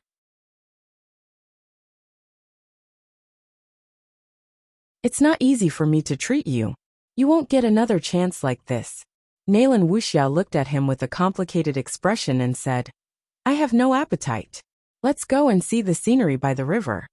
Chin Haodong paid the bill, and they went to the scenic road by the river together. This scenic road was one of the important urban scenery in Jiangnan City. It was built along the river for 10 kilometers. On the left was the wide river, on the right was all kinds of vegetation, and across the river was the shining lights of the urban area. It was really refreshing to walk here after dinner. The two of them followed the flow of people forward. At this time, it was midsummer night, and there were many handsome men and beautiful women who came to the riverside to see the scenery. Especially the girls, they all liked to dress a little more skimpy. Some revealed their shoulders, some revealed their backs, some revealed their waists, some revealed their buttocks, and some wore miniskirts. Looking at these white scenery constantly swaying in front of him, Chin Haodong even thought that if there were no legal constraints, would these people really wear clothes? However, thinking was thinking, and action was action. His eyes did not miss the scenery in front of him at all. While watching, he guessed the sizes of some magnificent girls. This should be 33C. This should be 34D, my God. This should be 36E. It was really spectacular. While he was enjoying himself, Nalan Wuxia pouted unhappily. Other couples were holding hands and hugging each other's waists. But this guy in front of her didn't move at all, and his eyes rarely stayed on her. She really didn't know what he was thinking. She had breasts, buttocks, and face. Was she not as beautiful as those people? Or was her breasts not as big as theirs? Hey, have you seen enough? Nalan Wuxia said discontentedly. Oh, Qin Haodong said with a little embarrassment. I'm looking at the scenery. I know you're looking at the scenery, but it's different from what others see. Qin Haodong was quite unconvinced by this. In fact, so many men present were looking at the same scenery. Nalan Wuxia said, Don't you know how to talk to me? Sure, what do you want to talk about? Tell me, where have you been in the past 10 days? Did you go on a date with a beautiful woman? I took my daughter to Shenangjia. Qin Haodong did not hide it from Nalan Wuxia. He told her about his trip to Shenangjia from beginning to end. He told her how the fat man who ran a black shop cheated his customers, how fierce the hell soul-devouring ants were, and how cunning and treacherous the neon people were. When he finished, Nalan Wuxia asked lightly, Does that Hu Xiaoxian like you? Do you like her?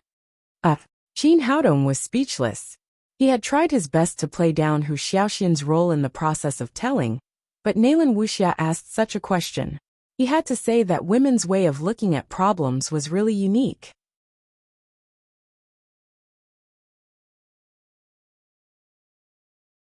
He said vaguely, I don't think so. We can only be friends.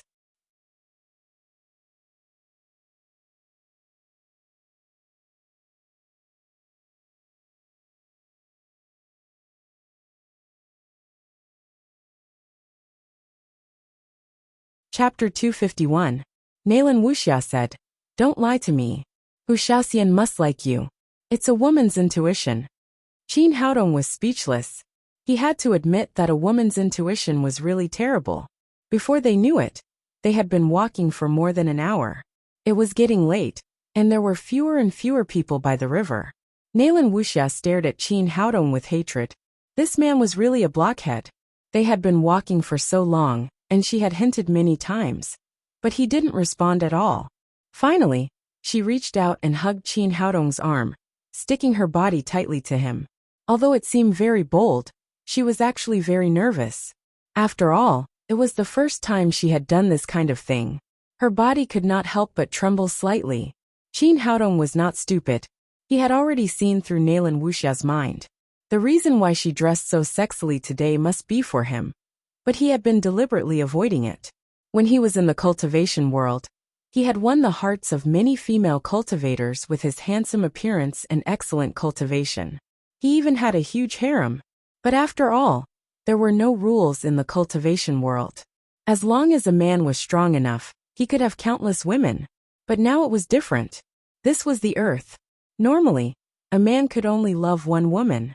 So when facing Nalan Wuxia, Hu Xiaoxian, Qi Wan and others who expressed their feelings, he could only pretend to be a fool to avoid it.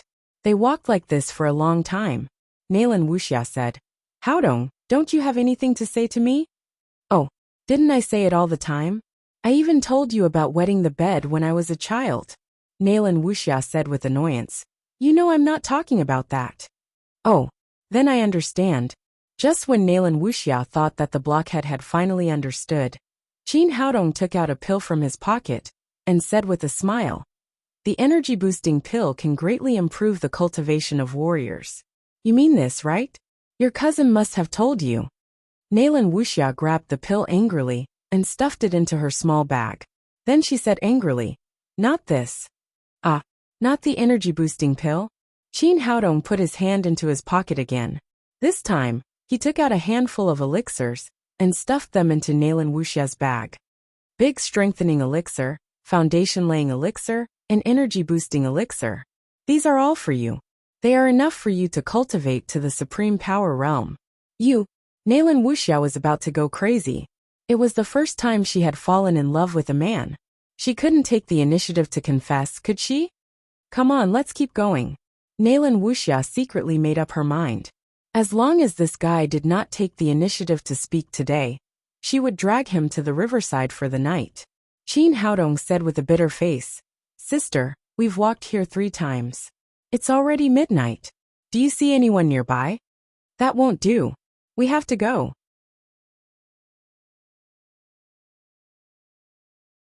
Nalan Wuxia said angrily. All right, if you want to leave, then let's go. Qin Haodong relieved his sore muscles with genuine qi and continued to walk along the scenic road with Nalan Wuxia. In fact, Nalan Wuxia was wearing high heels, so it was more tiring for her to walk. She just supported herself with a breath in her heart. As she walked, she suddenly stepped on a pebble, slipped, and fell to the ground. How are you? Are you hurt? Qin Haodong hurriedly helped Nalan Wuxia up and let her sit on a bench next to him. Nalan Wuxia said with a painful face, my foot is twisted. It doesn't matter. I'm here. Qin Haodong said as he took off Nalan Wuxia's shoes and held her white and tender little foot in his hand. It had to be said that a beautiful person was beautiful everywhere. Even her feet were so beautiful. Her skin was crystal clear, and her 10 toes were like jade carvings. Her nails dyed red looked very cute. What are you doing? Let go of me. Nalan Wuxia said shyly. Don't worry, I'm treating your injury. Qin Haodong said as he looked at the sole of her foot. Your foot is very good. There's nothing wrong with it. Nalan Wuxia said. Come on, I twisted my right foot. Why are you playing with my left foot? Sorry, I made a mistake. Qin Haodong inadvertently made such a big mistake. He hurriedly put on the right shoe, and then took Nalan Wuxia's left foot. At this time, he found that the ankle had just been twisted seriously. It was swollen and scary. Fortunately, his medical skills were superb. This little injury was nothing at all. He held the ankle and gently rubbed it. Under the nourishment of the greenwood genuine qi, the swollen skin began to quickly reduce, and the bruise slowly faded. 5 minutes later, Qin Haodong put the shoe back on her and said, Okay, you can walk. Nalan Wuxia stood up and said, No, it still hurts. That's impossible. I've been completely cured. How can it still hurt? Qin Haodong squatted down to check the ankle that had just been injured and made sure that there was no problem. Nalan Wuxia said coquettishly, I don't care. Anyway, it hurts and I can't walk. Well, Qin Haodong looked at the empty landscape road and said, What should we do? There are no cars here. Nalan Wuxia smiled slyly. Carry me on your back. Qin Haodong realized that the pain in the woman's foot was fake. She really wanted him to carry her. This is not good. What's wrong with it? I'll let you carry me. Anyway, I won't go if you don't carry me. After saying that, Nalan Wuxia sat on the bench in a huff. Well, okay, I'll carry you. Qin Haodong couldn't leave Nalan Wuxia alone, so he turned around and said, Come on, I'll carry you. That's more like it. Nalan Wuxia immediately smiled. She held the 2 shoes in her hands, and then lay on Qin Haodong's back. Qin Haodong felt a soft and elastic pressure on his back, which made his heart suddenly beat faster.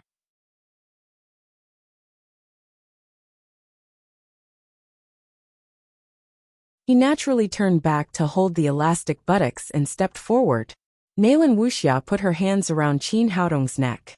It was the first time that she had been touched there. She couldn't help blushing and crying shyly. You can't touch me there. Qin Haodong quickly let go of his hands and suddenly felt a huge pressure on his neck. He put down Nalan Wuxia and said, How can you carry me without holding your buttocks? Are you going to strangle me? That's not right. Anyway, you can't touch me there. I can't carry you if I don't let you touch me. Otherwise, I'll be strangled by you after a few steps. Nalan Wuxia said, Then hold me. Just like how the male lead holds the female lead in a princess hug on TV. Okay, it's up to you, princess. Qin Haodong felt helpless and picked up Nalan Wuxia by her waist. He didn't need to hold her buttocks, but it was also a little troublesome. He suddenly narrowed the distance between the towering peaks on both sides and Qin Haodong's eyes. The large snow-white skin and deep ravine on her chest were in front of him, exuding incomparable temptation under the light of the street lamps. Nalan Wuxia seemed to be aware of this, and quickly buried her head in Qin Haodong's arms. In this way the two slowly walked forward. Although Nalan Wuxia looked very plump, she was not heavy, so it was not difficult for Qin Haodong to carry her. Nalan Wuxia buried her head in Qin Haodong's chest and listened to his strong heartbeat. Her cheeks couldn't help but feel hot. During this period of time, she had been entangled by her own feelings. During the days when Qin Haodong disappeared, she lived in a daze every day, as if she had lost the most important thing in her life. This finally made her see her heart clearly. Indeed, she had fallen hopelessly in love with this man. As the saying goes, a woman dresses for the man she likes. Today, she finally changed into a sexy dress that she had never worn before, in order to let Qin Haodong find her beauty, and it would be best if he could take the initiative to confess his love to her. However, Qin Haodong didn't respond at all. She had no choice but to use this almost coquettish trick. Finally, as she wished, she was held in the arms of the man she liked. The night was getting darker and darker, and it was quiet all around. Only the sound of Qin Haodong's footsteps and the constant heartbeat could be heard. Naylan Wuxia held Qin Haodong's strong arm tightly, hoping that this road could go on until the end of time. At this moment, Qin Haodong's heart was also extremely complicated. It would be a lie to say that he didn't like Naylan Wuxia at all, but he didn't know how to choose. It was impossible for him to give up Lin Momo. If he had Lin Momo and other women at the same time, he would be very happy. However, Hu Xiaoxian, Naylan Wushuang, Naylan Wuxia, and Qi Wen'er were all proud girls. Could they accept it? Could Lin Momo accept it?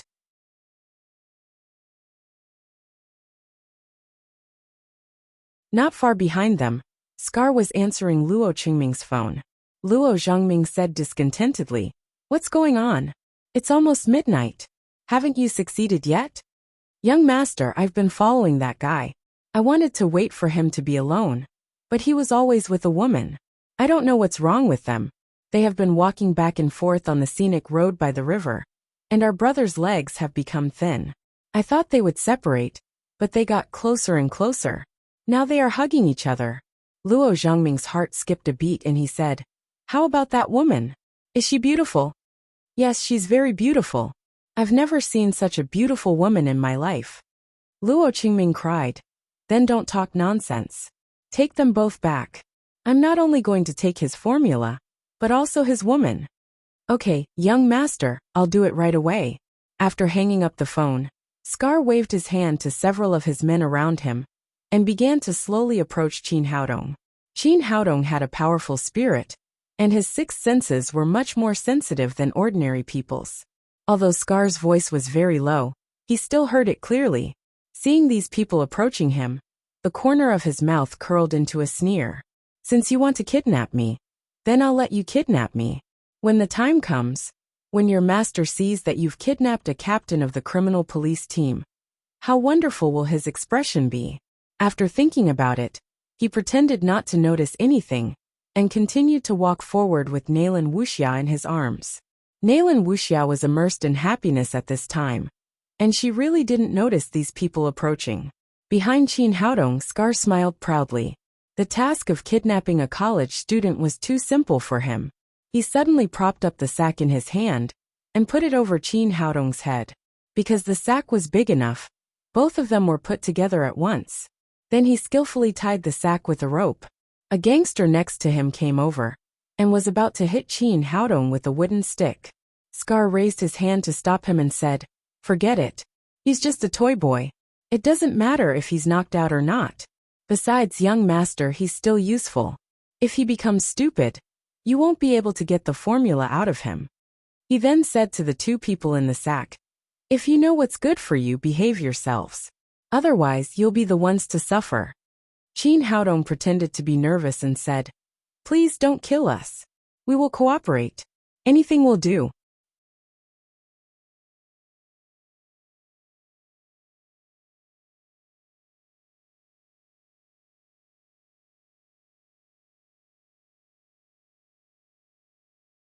Chapter 252.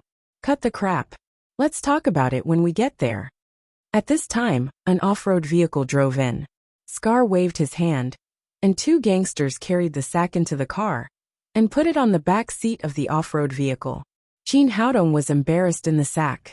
No matter how big the sack was, it was still a sack with limited space. He and Naylan Wuxia hugged each other tightly, chest to chest, cheek to cheek, and they could hear each other's breath. As the car started and shook, the two of them became more and more uncomfortable. In the end, Qin Haodong simply stretched out his arms and held Nalan Wuxia in his arms. Nalan Wuxia also stretched out her legs and wrapped them around Qin Haodong's waist. In this extremely ambiguous posture, the two of them suddenly felt much more comfortable. But anyway, Qin Haodong was a normal man. In this position, coupled with the constant shaking of the car, the second master immediately reacted. Nalan Wuxia felt his change, and her cheeks were so red that it seemed to drip blood. But this kidnapping also brought her unexpected joy, which made her infinitely closer to her sweetheart. Looking at the face that often appeared in her dreams in front of her, she suddenly plucked up her courage, hugged Qin Haodong's neck, and kissed him heavily. The space in the sack was so small that Qin Haodong couldn't hide, even if he wanted to. Moreover, he really had no reason to hide from such a delicious meal that came to him. Soon, he turned passivity into initiative and counterattacked. After a long time, the two slowly separated. Nalan Wuxia whispered in his ear, "This is my first kiss. If you take it away, you will be responsible for me for the rest of your life. Sister, you are blackmailing me. You kiss me by force. Well, I will be responsible for you for the rest of my life," Nalan Wuxia said jokingly. Qin Haodong was speechless for a moment. Nalan Wuxia breathed in his ear again and said, "How could you be covered by a sack with your ability? Why didn't you resist? Did you want to take advantage of me? You think too much. I just want to find the mastermind behind this through these minions." Qin Haodong asked, "The sack can't trap you. Why didn't you resist?" Nalan Wuxia chuckled and said, "You are such a blockhead. I have liked you for so long, but you don't know how to confess. Now that I have such a good opportunity, I can't even thank the kidnappers enough. Why should I resist?" After that, she hugged Qin Haodong and kissed him again. The little girl was addicted to it.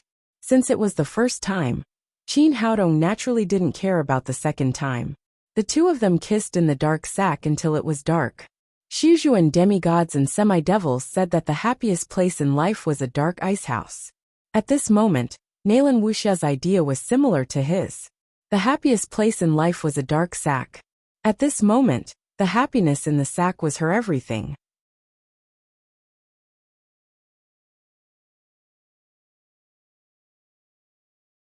Qin Haodong only belonged to her. Unfortunately, happy times were always short-lived. With a screeching sound of brakes, the off-road vehicle stopped. Then the trunk opened, and two hooligans carried them out of the car.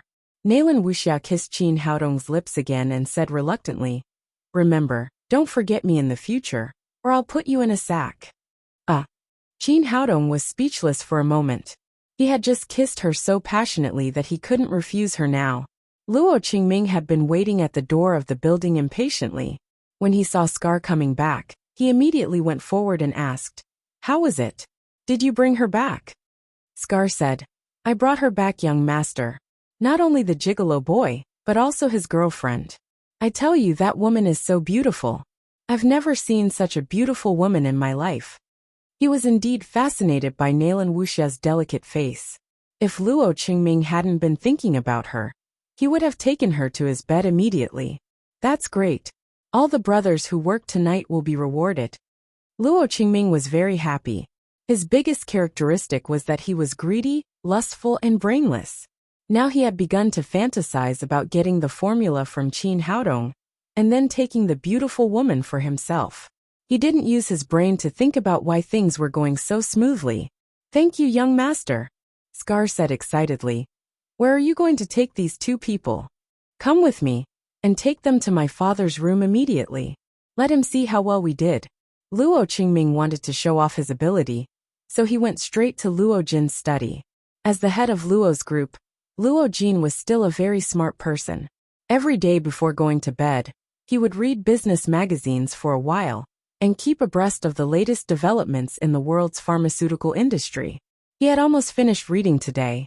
He put the magazine in his hand aside, and was about to go to bed when the door was opened from the outside. There was no need to ask who it was. Only his precious son, Luo Qingming, dared to enter his room without knocking. Sure enough, after the door was opened, Luo Qingming walked in with a happy face. Luo Jin asked, "Why aren't you sleeping so late? What's the matter?" "Father, I want to show you a surprise." Luo Qingming said and waved his hand behind him. Scar and some gangsters carried a big sack in. What's this? Luo Jin asked in surprise. It's that gigolo boy. I've asked someone to tie him up. We'll get the formula later. Luo Jin sighed secretly. It seemed that Luo Qingming had used underworld means, but it was only this time. After all, the formula of the blood revival oral liquid was too important for Luo's group. Luo Qingming waved to his men and said, "Open the sack." Two gangsters immediately untied the rope at the mouth of the sack and let Qin Haodong and Nalan Wuxia out. After seeing the light again, Qin Haodong helped Nalan Wuxia stand up.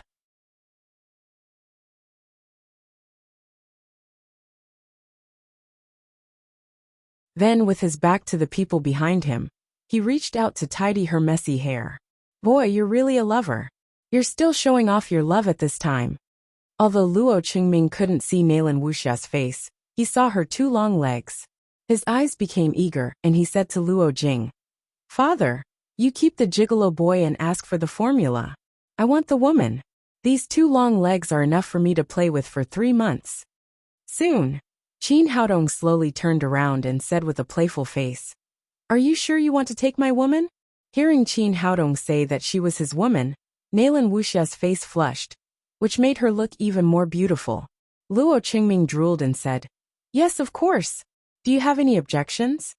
Qin Haodong said with a smile, "I have no objections, but I'm afraid my woman will." "It doesn't matter who has objections.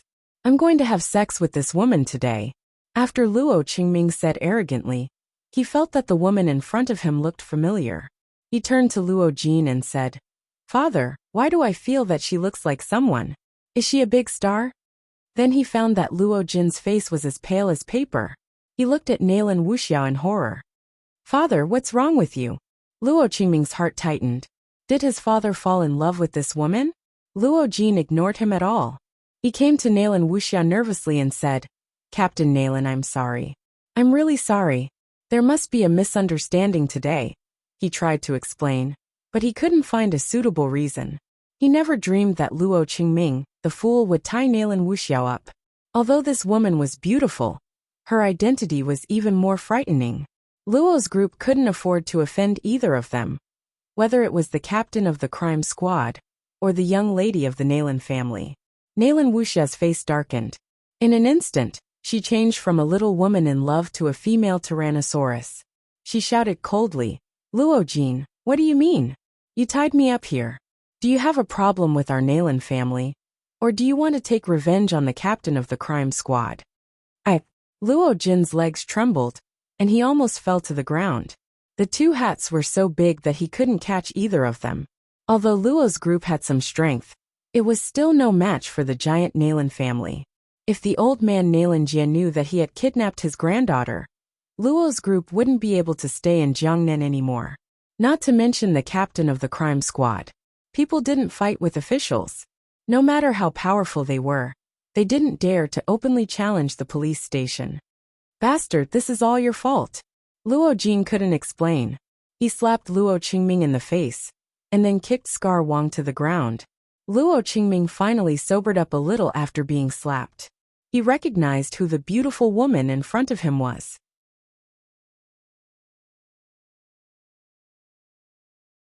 Originally, he knew Nalan Wuxia, who had long been listed as one of the people Luo's group couldn't afford to offend. However, Nalan Wuxia's image had changed a lot today. She was very different from before. For the first time, she showed superhuman sexiness and hotness, so he didn't recognize her for a while. He covered his swollen face and said, "Father, I don't know. This is Miss Nalan." Nalan Wuxia said coldly, "Do you mean that you can kidnap ordinary people at will? Is there any law in your eyes? Do you know how many years you will be sentenced for kidnapping?" Luo Jin's heart skipped a beat. He knew that today's matter was serious. If Nalan Wuxia didn't let them go, they would stay in prison for at least 10 years for kidnapping, extortion, and assaulting the police. He could shirk the responsibility, but Luo Qingming couldn't. Luo Qingming also realized this. He gritted his teeth and whispered to Luo Jin, "Father, why don't we kill these two people directly? Anyway, no one will know what happened today." and no one will know that it was our family who did it." Luo Jin was shocked. His son was really bold. It would be better to kill Qin Haodong, but if he really killed Nalan Wuxia, it would be a big deal. Both the Jiangnan Public Security Bureau and the Nalan family would go crazy. Although Nalan Wuxia didn't hear what Luo Qingming said, she guessed it from his expression. She sneered and said, "What? Do you want to kill people to keep their mouths shut? That's a good idea, but you need to have the ability to do it." Then she stretched out a white finger and poked at the tea table in front of her. The tea table was made of pure mahogany, and its hardness could be imagined. Even if she cut it with a knife, she could only leave a mark. But at this time, in Nalan Wuxia's hand, it was like tofu. She directly poked a hole. Luo Jin was shocked. He was also knowledgeable. With Nalan Wuxia's skills, they couldn't kill people to keep their mouths shut even if they wanted to. If the news really leaked, the Luo family would be destroyed, so he immediately gave up the idea.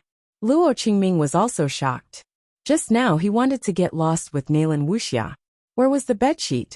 If she really did that, it would be poked into a sieve.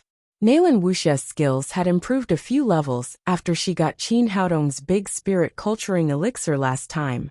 She casually showed her skills to frighten the father and son of the Luo family. Now it seemed that the effect was good.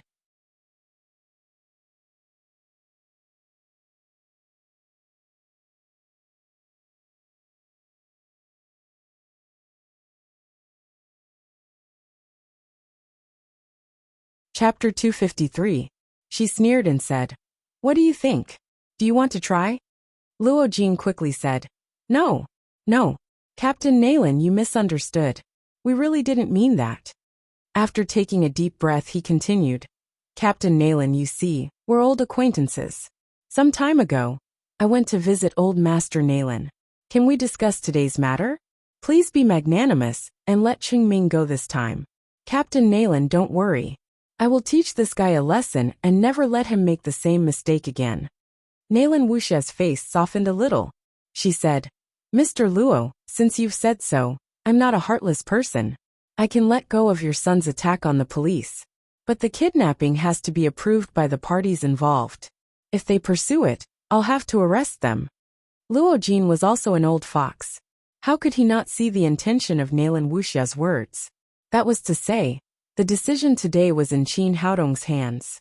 As long as Qin Haodong agreed, it could be settled privately. If Qin Haodong didn't agree, Luo Qingming could only go to prison for 8 or 10 years. After figuring this out, he slapped Luo Qingming in the face again and said, "Little bastard, go apologize to Mr. Qin." Luo Qingming had no choice but to come to Qin Haodong and whisper, "I'm sorry, Mr. Qin. I was wrong this time." Qin Haodong looked at him with a smile and said, "I don't know if you know the law. If you don't, I can explain it to you. Kidnapping is a big crime. You will be sentenced to 7 or 8 years in prison, plus attacking the police, extortion and blackmail. Based on your behavior today, even if your family has some power, you will stay in prison for more than 10 years. How can you just say sorry for such a big crime? If saying sorry could be the scapegoat, what would the police do? The police could be laid off." Luo Jin could see that Qin Haodong didn't want to let go of what had happened today easily. He didn't take the Luo family seriously. He had to bow his head under the eaves. He raised his leg and kicked Luo Qingming's butt. "If you want to apologize, you should apologize. Be sincere. Kneel down." Luo Qingming was so aggrieved that he wanted to die. He had tried his best to tie up the kidnapper, and then knelt down and apologized to the kidnapper. There was no one else like him. But he also knew that what Qin Haodong said was true. If today's matter couldn't be settled privately, he could only go to jail. "Sorry." Luo Qingming knelt down in front of Qin Haodong, feeling so wrong that he almost cried. He had already cursed 18 generations of Scar's ancestors in his heart. He had asked him to kidnap Qin Haodong, but he turned around and kidnapped the captain of the crime squad. How could he be so stupid? Qin Haodong said, "Get up first. This matter can be discussed." Luo Qingming looked relieved. Since Qin Haodong said so, there was still room for negotiation.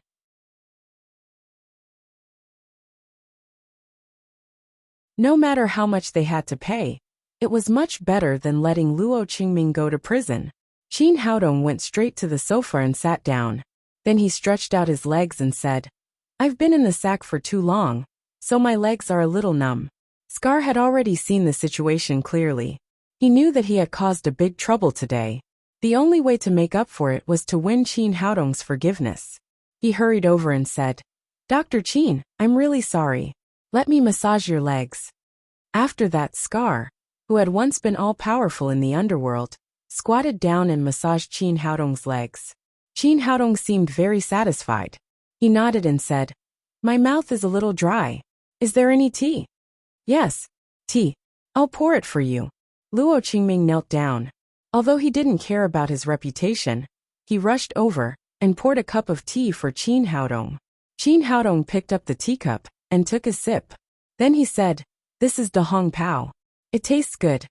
Looking at the young man who was drinking tea and massaging his legs, Luo Jin felt bitter in his heart. He thought to himself, "This is not a hostage but a living ancestor." He stepped forward and said, "Mr. Qin, how about we settle today's matter privately?" "Privately?" Qin Haodong took another sip of tea and said slowly, "Don't you want my formula?" "Well," Luo Jin said awkwardly, "Mr. Qin, this is all a misunderstanding, but if you are willing to sell it, I'm willing to pay 2 billion yuan for it." Qin Haodong said, 2 billion yuan is a normal price. If you had offered this price earlier, I might have thought about it, but your son only offered 1 million yuan. Now I have signed a cooperation agreement with Lin's group, so I can't sell it even if I want to. Luo Jin glared at Luo Qingming. He really didn't know what Luo Qingming was thinking. He should have negotiated with him himself.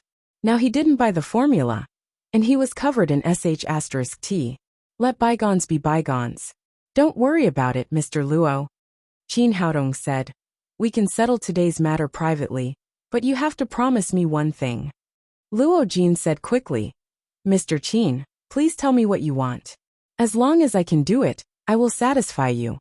Qin Haodong didn't rush to say what he wanted.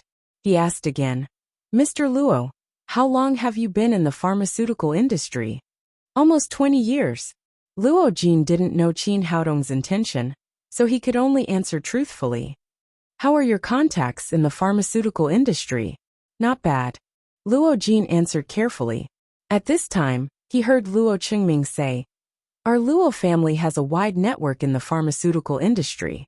As long as you can take out the formula and cooperate with us, I guarantee that you will make a lot of money." Luo Jin scolded him in his heart. Qin Haodong had said that he had already cooperated with Lin's group. What was the point of bringing it up now? What had he done before? Besides, Qin Haodong must have asked this question for a reason.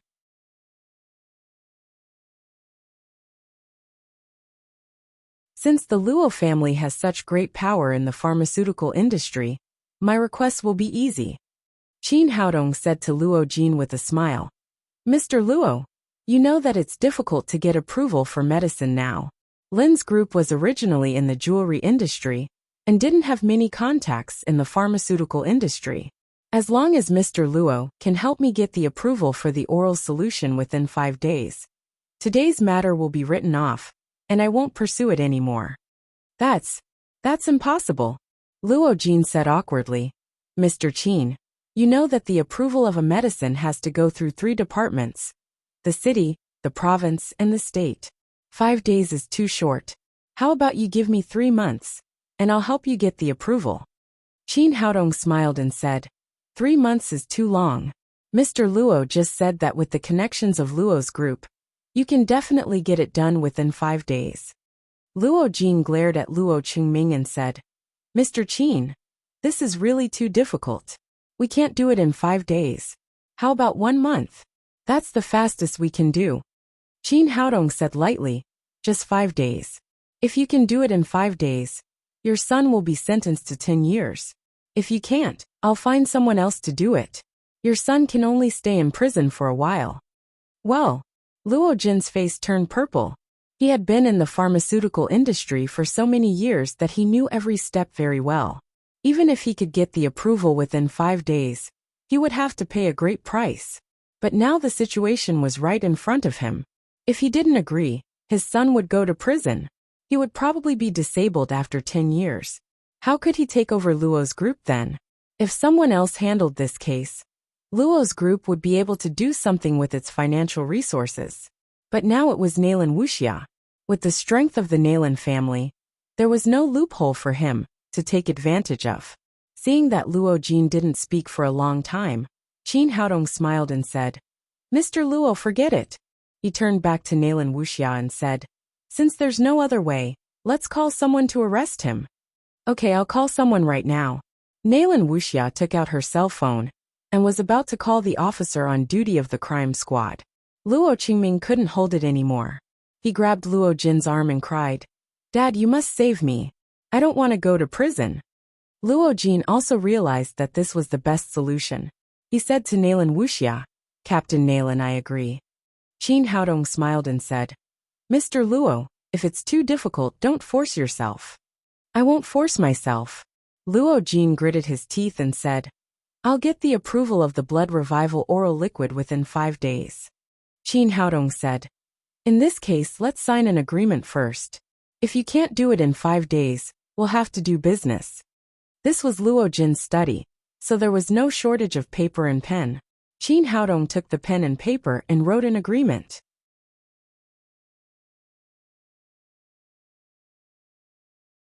"Mr. Luo, please sign it," Qin Haodong said as he handed 2 copies of the agreement to Luo Jin. Luo Jin took it and read it. It was not an agreement at all. It was Luo Qingming's confession. It clearly stated how he had kidnapped Qin Haodong and Nalan Wuxia and tried to extort the formula of the blood revival oral liquid. As long as he couldn't get the approval of the blood revival oral liquid, Luo Qingming would definitely go to prison. But now, he had no choice but to sign it. He could only bite the bullet and sign his name. Luo Qingming also signed his name below. Qin Haodong found the ink pad and asked them to put their fingerprints on it. "Well, it's a pleasure to cooperate with you, Mr. Luo. I'll have the approval materials sent over tomorrow. Then I'll wait for your good news." Qin Haodong put away the agreement and left the Luo's villa happily with Nalan Wuxia's slender waist. After seeing them off, Luo Jin immediately flew into a rage and shouted at Luo Qingming, "Do you have king brain?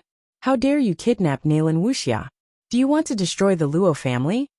Luo Qingming said embarrassedly, I only heard that Qin Haodong was with a woman. I didn't know it was the lady of the Nalan family. I wouldn't have done it if I had known." "What do you know? I asked you to negotiate, but you used 1 million yuan to buy a formula worth billions of yuan. Do you think everyone is a fool? Now you're even playing the kidnapping game. Are you kidnapping hostages or something? You're kidnapping a living ancestor. Do you know how difficult it is to get the approval of a medicine within 5 days? How much will our family pay?" Although Luo Qingming felt wronged, he knew he was in the wrong, so he didn't say anything. After Luo Jin finished cursing, he took a deep breath and said, "Tomorrow, I'll personally go through the approval process. You stay at home and don't go out to cause trouble. Especially don't think about getting revenge on that Qin fellow. Right now our weakness is in their hands. If they move a finger, you'll be sent to prison to eat prison food. Besides, the Nalan family is watching. We can't do anything even if we want to." Luo Qingming was not convinced and said, "Father, are we just going to swallow this?" A cold light flashed in Luo Jin's eyes, and he said in a cold voice, "No one can provoke the Luo family without paying the price. But a little impatience will spoil a great plan. Let's get through this first."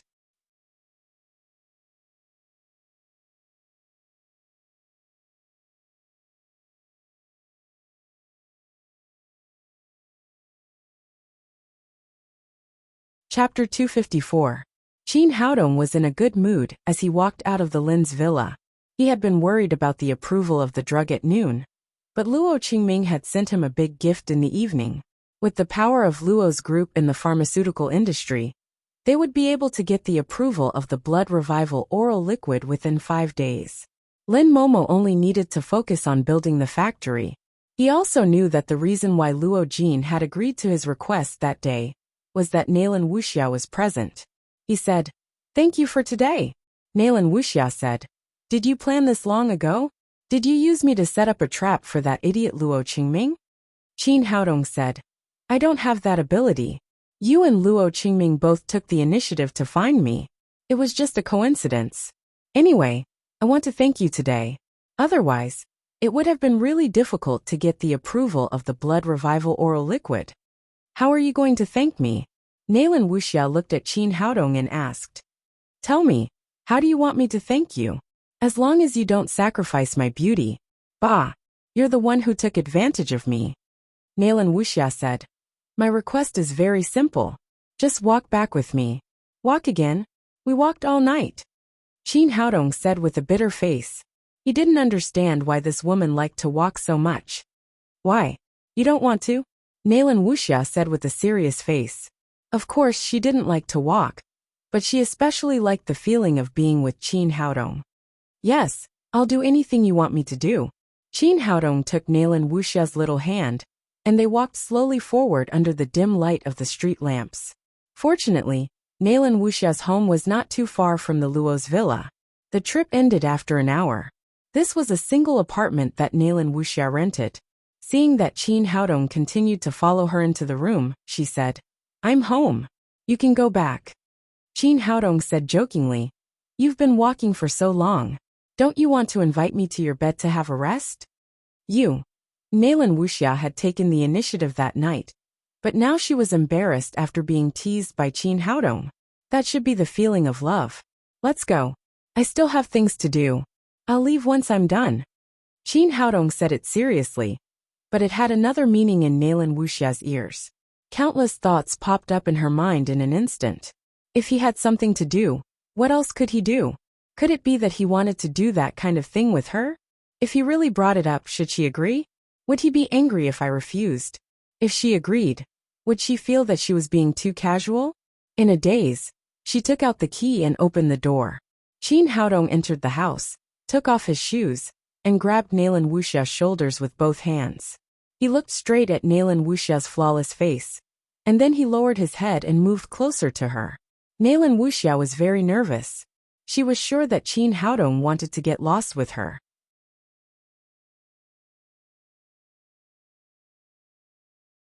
She clutched the corner of her clothes tightly, not knowing whether she should agree or refuse. No. Just when her voice was squeezed out of her mouth like a mosquito, Qin Haodong's forehead was pressed against hers. Then she felt a boom, and a lot of things appeared in her mind. Then Qin Haodong stepped back without kissing her or other intimate actions, which made Nalan Wuxia feel lost again. This is my gift to you.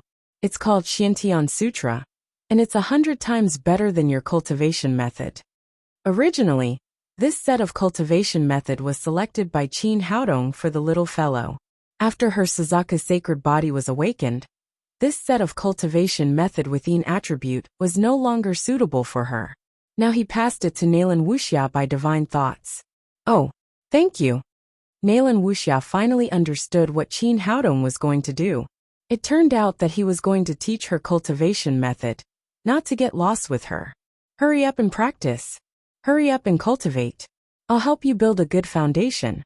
Qin Haodong asked Nalan Wuxia to sit cross-legged, put a spirit culturing pill into her mouth, and then helped her cultivate Xiantian Sutra. Nalan Wuxia had a certain cultivation foundation. Under Qin Haodong's careful guidance, she quickly completed the first great circle of Xiantian Sutra, and her cultivation was suddenly promoted from the 6th level of overt power to the 9th level of overt power. Calm down. Now let's break through the bottleneck of the 9th level of overt power. Then Qin Haodong put another foundation culturing pill into Nalan Wuxia's mouth, and then helped her break through the bottleneck. With the dual help of the elixir and Qin Haodong, Nalan Wuxia felt a boom in her mind after 20 minutes. The genuine qi in her body suddenly changed from a trickle to a surging river. She successfully broke through the bottleneck of the 9th level of overt power, and her momentum was greatly improved, reaching the level of covert power. As a martial arts practitioner, she knew how difficult it was to cultivate covert power, but she didn't expect that she would reach it so quickly with Qin Haodong's help, which made her extremely excited. Qin Haodong said, Well, you must calm down and consolidate your cultivation. Otherwise, all your efforts will be in vain. Nalan Wuxia also knew this. So she tried to get rid of the distractions in her mind and began to cultivate according to Shintian Sutra. When she opened her eyes again, her cultivation had been completely consolidated. She was a real master of the first level of covert power. At this time, the sky was bright, and Qin Haodong had left. Thinking of the scene of the two of them together last night, Nalan Wuxia felt a burst of sweetness in her heart. She found a new set of clothes and went into the bathroom. Qin Haodong went home and took a nap. The next morning he came to the Lin's villa.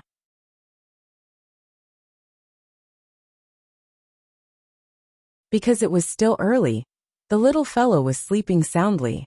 Qin Haodong kissed her little face with a doting expression. Lin Momo asked, "Where did you go last night? Why did you come back so late?" Qin Haodong said with a smile, "I went to find someone to help us get the approval of the blood revival oral liquid." Lin Momo said in surprise, "Really? I was just worrying about this. Who is the friend you found? Why didn't you tell me yesterday?" "Of course it's true," Qin Haodong said. "The person I'm talking about is Luo Jin of Luo's group. He will go through the approval procedures for us today." "You're not being serious again." The smile on Lin Momo's face suddenly disappeared. She glared at Qin Haodong. In her opinion, Qin Haodong was teasing her. "I'm serious. Ask someone to get the things ready when you go to work. Luo Jin will come to pick them up and send them back to us in 5 days." Lin Momo said, "You're getting more and more ridiculous. Luo Jin is the chairman of Luo's group. Our group is his competitor in the pharmaceutical industry. It's good enough that he doesn't make trouble for us. How could he help us with the approval procedures? Besides, I also heard that a new drug needs to be approved by the state, the province, and the city. It will take at least 3 months to get the approval. It's impossible to get it in 5 days." Seeing that Lin Momo didn't believe him, Qin Haodong had no choice but to tell her the whole story of the kidnapping last night.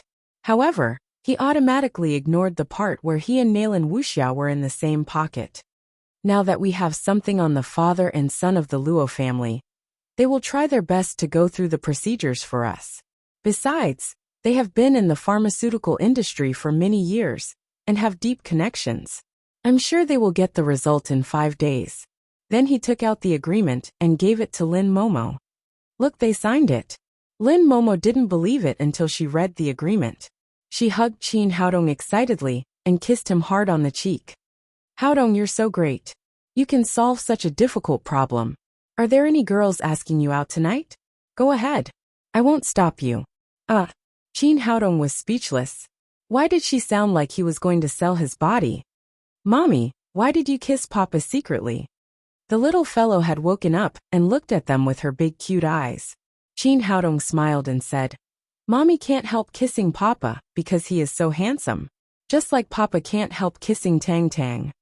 Then he held the little fellow in his arms and kissed her again and again. After breakfast, they sent the little fellow to the kindergarten and then went to work in Lin's group together. When they went upstairs, they saw Luo Jin waiting at the door of the president's office. Now he was more anxious than Qin Haodong and Lin Momo about the approval. If it couldn't be done in 5 days, it would be his son who would go to jail.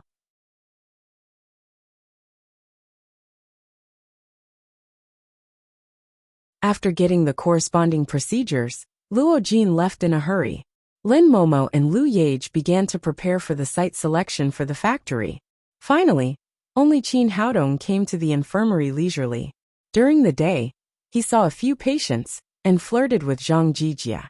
Soon, it was time to get off work. Qin Haodong promised to accompany Qi Wen'er to dinner yesterday. This time he didn't dare to forget, or this girl would fight with him. After work, Zhang Jijia left. As soon as the door opened, Qi Wen'er came in. Today, she wore a floral dress that accentuated her slender figure. Her long hair draped over her shoulders, revealing a kind of intellectual beauty. She looked both pure and sexy.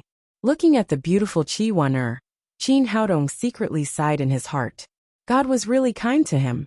Although he failed to pass the tribulation, he was given a chance to be reborn, accompanied by so many beautiful women. "Stop looking. Let's go to dinner. I'm hungry." Qi Wen'er took Qin Haodong's arm, and they left Lin's group together. "What do you want to eat?" Qin Haodong asked. Seafood. Let's go to Linjiang Tower. The seafood there is good. Qin Haodong didn't expect that Qi Wan-er and Nalan Wuxia would make the same request and go to the same place. What's wrong? Is there any problem? Qi Wan-er asked. No problem. Qin Haodong was familiar with the road and soon arrived at Linjiang Tower. The man was handsome and the woman was beautiful. The combination of a handsome man and a beautiful woman could attract countless eyes wherever they went. After entering the door, Qin Haodong was still greeted by the lobby manager, a tall young man. He was slightly surprised when he saw Qin Haodong. It was not because he had come here for dinner for 2 days, but because the beautiful women he brought were different, and they were all the best beauties that men could envy for a lifetime. He was also a man, so he was naturally very envious. Is there any private room left? Qin Haodong asked. I'm sorry, sir. There are too many guests today. There are no private rooms left. The young man had a good attitude and was very talkative. Then he said, Sir, in fact, our individual tables here are also good, especially the seats by the window. You can also enjoy the beautiful scenery and eat seafood. Qin Haodong looked at Qi Wan-er. She pointed to a table by the window and said, This is also good. Let's eat here.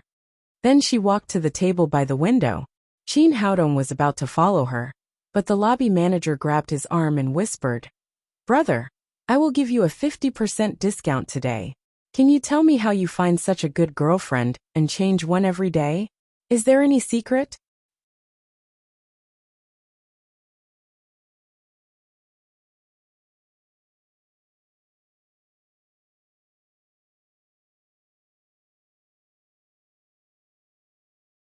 Chapter 255. Qin Haodong was amused. This lobby manager was quite interesting. He glanced at his badge and saw the name Zhang Laifu. He laughed and said, The secret is to be handsome, and then the beautiful girls will chase you. I can't learn that. My appearance is given by my parents. I can't change it even if I want to. But don't worry. I will still give you a 50% discount. Qin Haodong had a good impression of Zhang Laifu. He waved to him, and then sat opposite Qi Wan-er. What are you two talking about? Qi Wan-er asked curiously. Nothing. He asked me for your phone number. Did you give it to him? Qi Wan-er asked. Of course I gave it to him. How could I refuse him? Qi Wan-er said discontentedly. How could you give my phone number to someone else? Qin Haodong laughed and said, I said I would give it to him, not to you. I left Zhang Tinia's phone number with him. How can you be so naughty? Qi Wan-er even had the picture of Zhang Laifu calling Zhang Tiniu in her mind. She couldn't help but giggle. Her beautiful face was even more brilliant when she smiled, which made the surrounding male creatures swallow their saliva. They looked at Qin Haodong with jealousy and hatred in their eyes. Soon, a large plate of seafood was served. They ate seafood and drank beer, while enjoying the scenery on the river. After a while, the door of the hotel opened and 3 men came in. There were many guests in Riverside Tower. Men were not beautiful women, so they would not attract attention. However, these 3 men were different. One was from Huaxia, and the other 2 were from Neon. One of the Neon people was tall, and the other was short. The taller one was about 1.7 meters with a small braid on the back of his head. The other one was shorter, about 1.6 meters, with a mustache like rabbit poop. The Huaxia man was quite tall. He was 1.8 meters tall, but he kept bowing with a charming smile on his face. He looked even shorter than the Neon man. His subservient appearance, coupled with his shiny parted hair, reminded everyone of the traders in the TV series. Seeing these 3 people, Qin Haodong's expression changed slightly. The 2 short Neon people were warriors, but their levels were not high. They were only at the 5th or 6th level of overt power. Mr. Sato, Mr. Yagyu, this is the most famous seafood restaurant in Jiangnan. How about having a meal here? The trader said with a flattering expression. Good, let's do it here, Sato Junichi said. All right, I'll go ask them for a private room. After the trader finished speaking, he immediately turned to face Zhang Laifu. This guy seemed to have practiced face changing. After turning around, he straightened his back and looked completely arrogant. These 2 are distinguished guests from Neon. You must arrange the best private room for them. Zhang Lifu frowned. Like ordinary Huaxia people, he didn't like the two neon people, and felt disgusted by this traitor.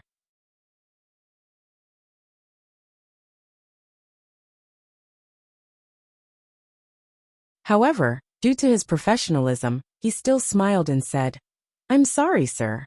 We don't have a private room here. If you want to eat, you can sit at the table outside." What? Sit at the table? The traitor leader immediately felt as if he had been greatly insulted and yelled, "Do you know who these two are? They are distinguished guests from Japan. How can we sit at the table? Hurry up and find us the best private room." Zhang Lifu said, "I'm really sorry, sir. We really don't have a private room here. If you don't mind sitting at the table, you can go to other hotels." "What kind of waiter are you? How can you drive out the guests?" The traitor cried, "Why don't you just drive out the guests in the private room? Are they two distinguished guests from Japan?" Zhang Lifu said in a neither servile nor overbearing manner, "Sir, we really can't do that. Our hotel never divides the guests into different classes.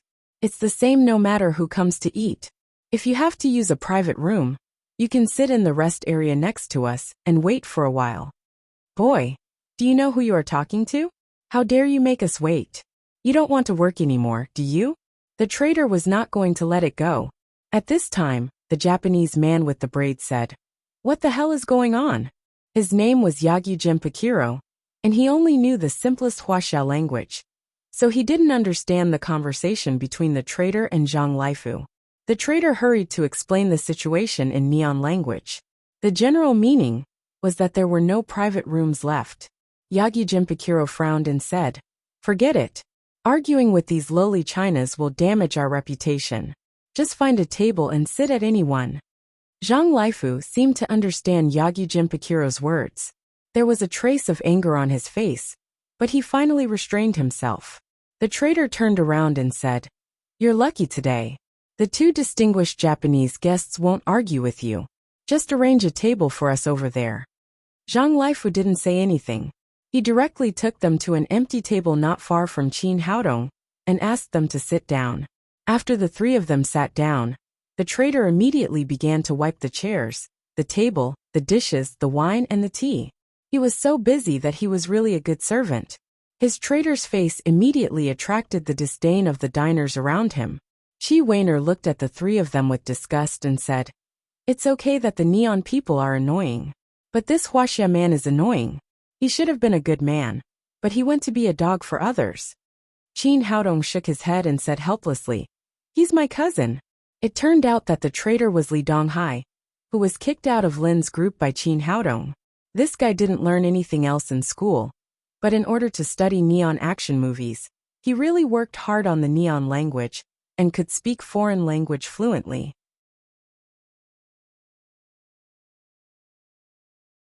This time, he had a suitable opportunity to be Yagyu Pakiro's interpreter. Li Donghai cherished this opportunity very much. He tried his best to please Yagyu Pakiro and Sato Junichi. He wanted to go to neon through them, so he had always been flattering them. Because of this, his attention was always on the two neon people, so he didn't see Qin Haodong not far away. Qi Weiner said in surprise, "He's your cousin? What's going on?" Qin Haodong sighed and briefly told her about his relationship with Li Donghai. Qi Weiner listened and said, "Grandpa Li, how could such a good man have a grandson like this?" Qin Haodong said, "Who knows? If Grandpa saw him like this, he would be so angry that he would get sick immediately."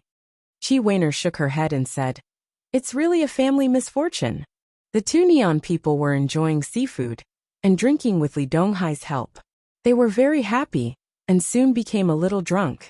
Yagyu Pakiro looked at the beautiful scenery on the river and said, "Huaxia is really a good place. It's a pity that it's occupied by inferior Chinese people. In my opinion, only our noble neon people deserve this land." Sato Junichi said with a lascivious smile, "Huaxia men are stupid, but Huaxia women are not bad. I must have a taste of them when I have a chance." Yagyu Pakiro said, "My grandpa used to fight bravely in Huaxia. In the Battle of Nanjing, he was awarded the title of 100 Killer. It's a pity that we were born too late to catch up with that era. Otherwise, I would have been a national hero." Sato Junichi said, "Don't worry. This day will come sooner or later. This time, our Yagyu family came to Jiangnan to challenge the culture of Huaxia. When we win in culture, we will not be far from military occupation." Yagyu Jinpakiro said, "This rich land will belong to our noble Neon people sooner or later. Let's drink to our future." The two Neon people raised their glasses together. Li Donghai had been nodding and bowing beside them with a flattering face, as if he did not understand what they were talking about. At this time an angry voice came. "You are not welcome here. Get out of here." Yagyu Jinpakiro looked in the direction of the voice, and saw Zhang Laifu standing in front of their table with an angry face. He said something in Huaxia language, and then in Neon language. At first, the diners around did not understand what the two Neon people were talking about, but looking at Zhang Laifu's angry face, they knew that they must have said something bad. "Chinaman, do you know Neon language?" Sato Junichi said in surprise. "Cut the crap. Get out of here now. Get out of our hotel, and get out of Huaxia." Not only could Zhang Laifu speak Neon language, but he also spoke it very fluently. He was even more fluent than the traitor Li Donghai. "Boy, are you crazy? Do you know who you are talking to?" Li Donghai stood up.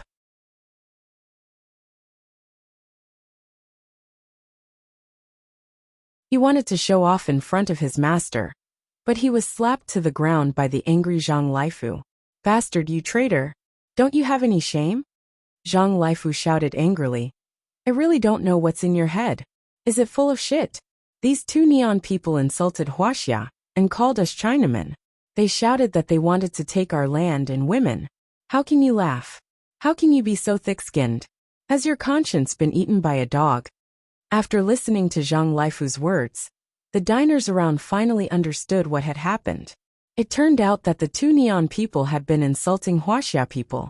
Suddenly, many diners stood up and denounced the two Neon people and the traitor. "Bastard, are you still a Huaxia person?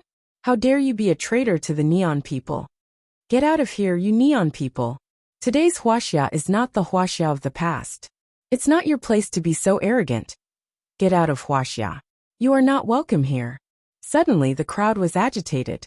The voices of condemnation and shouting became one. Li Donghai was so scared that his face turned pale. He directly hid under the table and did not dare to show his face. "Enough, don't shout anymore." It was Sato Junichi who spoke. His Huaxia language was much better than Yagyu Jinpakiro's. Although it was a little stiff, it was still understandable.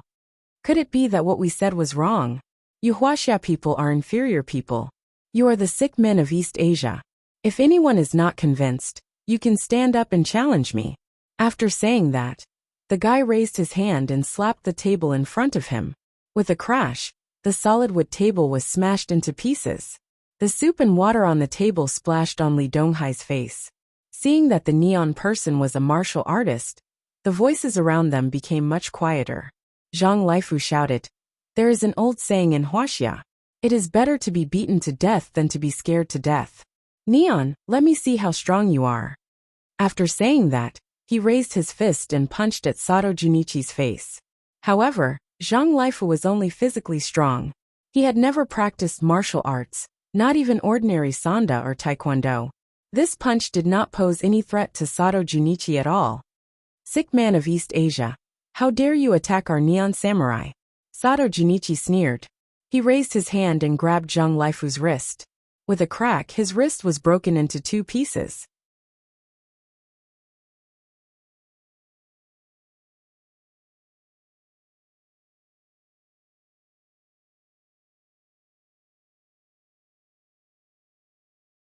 Chapter 256. Although Zhang Laifu did not know martial arts, he was a tough man. He did not make a sound when his wrist was broken. Then he punched Sato Junichi's jaw with his left hand. "You reckless Chinese man. Let's see how long you can hold on." Sato Junichi showed a cruel smile and grabbed Zhang Laifu's left wrist again. He wanted to break both of Zhang Laifu's hands. Another cracking sound rang out, followed by a scream. However, the scream did not come from Zhang Laifu, but from Sato Junichi. At this moment, the bones in his right hand had been broken into two. It was Qin Haodong. He could not stand by and watched the Japanese bully his compatriots on the land of Huaxia. But there were too many onlookers and he was late, so Zhang Lifu's right hand was injured. Naturally, he would not hold back against the Japanese. He gave them a taste of their own medicine and broke Sato Junichi's right hand. Bastard! Sato Junichi did not expect a master to appear out of nowhere. He took a few steps back and stood next to Yagi Jinpakiro. Yagi Jinpakiro took out a katana and shouted at Qin Haodong. "Who are you? How dare you attack a Japanese samurai?" Qin Haodong looked at him coldly and said, "How dare you call yourself a samurai? As a warrior, you are so cruel to ordinary people. Is this the legendary spirit of the samurai?" Li Donghai got up from the ground. He was as timid as a mouse, but he was different when he saw Qin Haodong. He seemed to know that Qin Haodong would not do anything to him. He immediately stepped forward and shouted, "Qin Haodong, are you crazy? How dare you hit a noble Japanese guest? Kneel down and apologize." Qin Haodong had had enough of his traitor face. He was a disgrace to his grandfather. Qin Haodong said with killing intent, "Get out of here, or I will kill you." More and more onlookers were watching. They hated Li Donghai the traitor. "Traitor, I'll kill you." At that moment, a middle-aged man beside Li Donghai could no longer hold back his anger. He punched Li Donghai in the face, giving him a panda eye. "How dare you hit me?" Li Donghai wanted to fight back, but before he could finish his sentence, a big crab flew over and smacked him in the face. Then scallops, shrimps, and beer bottles all came flying at him. "Bastard traitor, get out!" Li Donghai knew that he would be beaten to death if he stayed any longer. He could no longer care about his two masters, and hurriedly ran out of Riverside Tower. After Li Donghai was driven away, everyone's anger was focused on the two neon people. "Kill the Japanese. Beat him to death. How dare he behave atrociously in our Huaxia land?" Amidst the shouts, the seafood shells once again concentrated on the two Japanese. For a moment, Yagi Jinpakiro and Sato Junichi were beaten to a pulp. "Chinaman, I will kill all of you." Yagi Jinpakiro flew into a rage out of humiliation. His eyes glowed fiercely as he raised the small katana in his hand.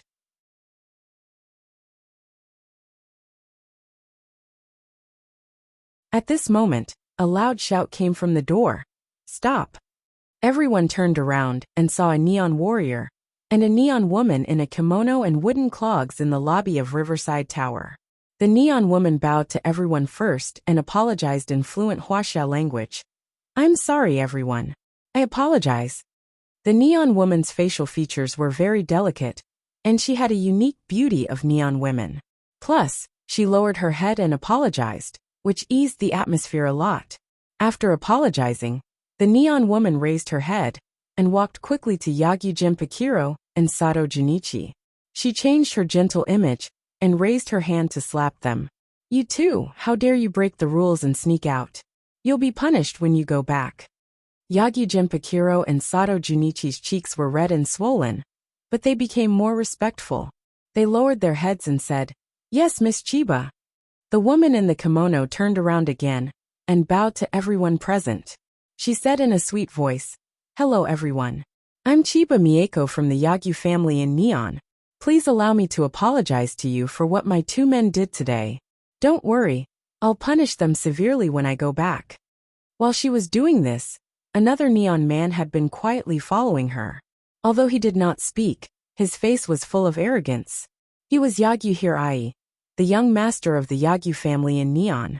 Chiba Mieko turned around and stared at Yagi Jinpakiro and Sato Junichi. "You two go back with me." After that, the four neon people were about to leave Riverside Tower. Qin Haodong took a step forward and stood in front of them. He said lightly, "Wait a minute." Chiba Mieko looked at Qin Haodong and said, "What else can I do for you, sir?" Qin Haodong said, "Your two men just publicly insulted Huaxia and hurt my compatriots. Don't you think you're looking down on us Huaxia people?" Yagi Jinpakiro yelled, "You also hurt Sato. What else do you want?" "Shut up. Did I allow you to speak?" Chiba Mieko glared at him and then said to Qin Haodong, "Sir, please forgive us. We didn't know they had hurt you. We're willing to compensate you." Mieko also knows some medical skills, so she can treat the injured. Qin Haodong said, "We don't need compensation. We have our own doctors. You don't need to treat them. Chiba Mieko glanced around and immediately saw that Zhang Laifu was injured. She said, "Sir, you may not know this, but my men's technique is very special. Ordinary doctors can't treat this kind of broken bone. Please let me treat him." I said it's not necessary. This kind of injury is nothing in Huaxia. Zhang Laifu had been standing by Qin Haodong's side. After that he grabbed Zhang Laifu's right hand. With a slight force, the broken bones were connected with a crack. Seeing Qin Haodong's skillful movements, Chiba Mieko's pupils shrank. She had not expected that the young man in front of her would have such good medical skills.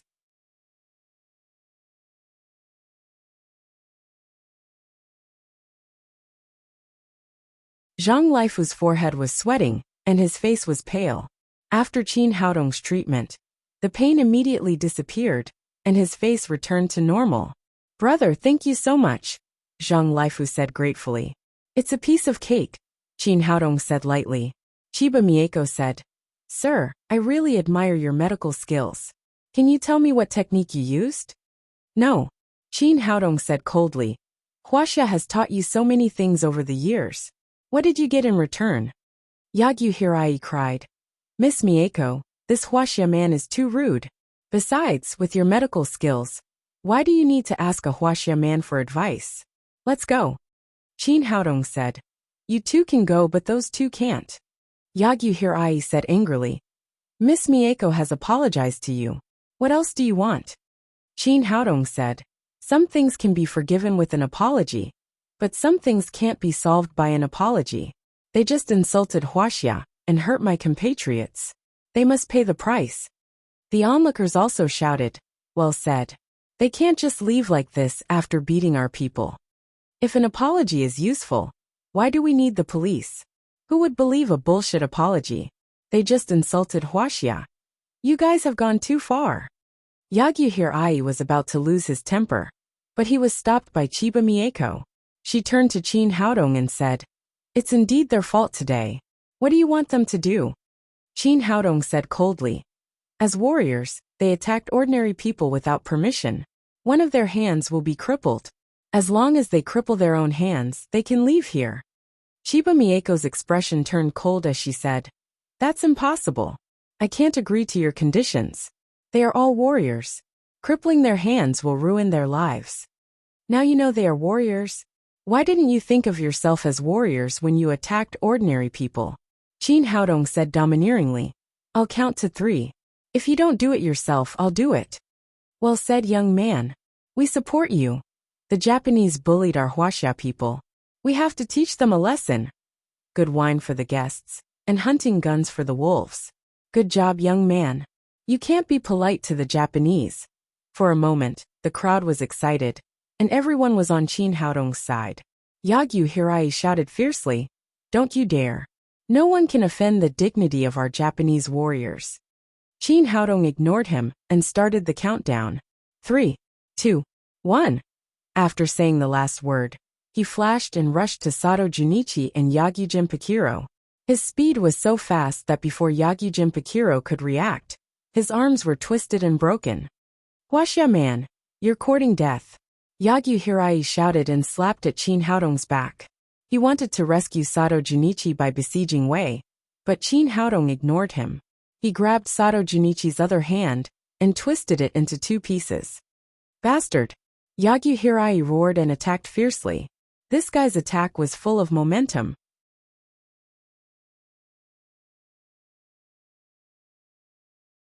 Obviously, he had entered the threshold of the covert power warrior. But just when his palm was about to touch Qin Haodong's back, a white and tender hand suddenly stretched out and lightly caught the Neon Warrior's palm. It was Chiwaner who attacked. She and the Neon Warrior fought head-on. The two people's skills were equal, so they were evenly matched. Baka, the Japanese warrior, was shocked. He had always been arrogant, and his cultivation had reached the 3rd level of the covert power. He did not expect that the delicate Chiwaner could take his palm, and she was not inferior to him. At this time, Qin Haodong had disabled Yagyu Jinpakiro and Sato Junichi. He turned around and said lightly, "This is a lesson for you. If you dare to insult the Huaxia people again, you will die." Bastard! The Japanese warrior was furious. He was about to pull out the Japanese sword from his waist, but Chiba Mieko stopped him again. Mr. Yagyu, don't lose sight of the bigger picture. Don't forget what we're here for. The Japanese woman had a good eye. The two Huaxia people in front of her were not simple. Yagyu Hirai did not have much chance of winning against Qi Wan.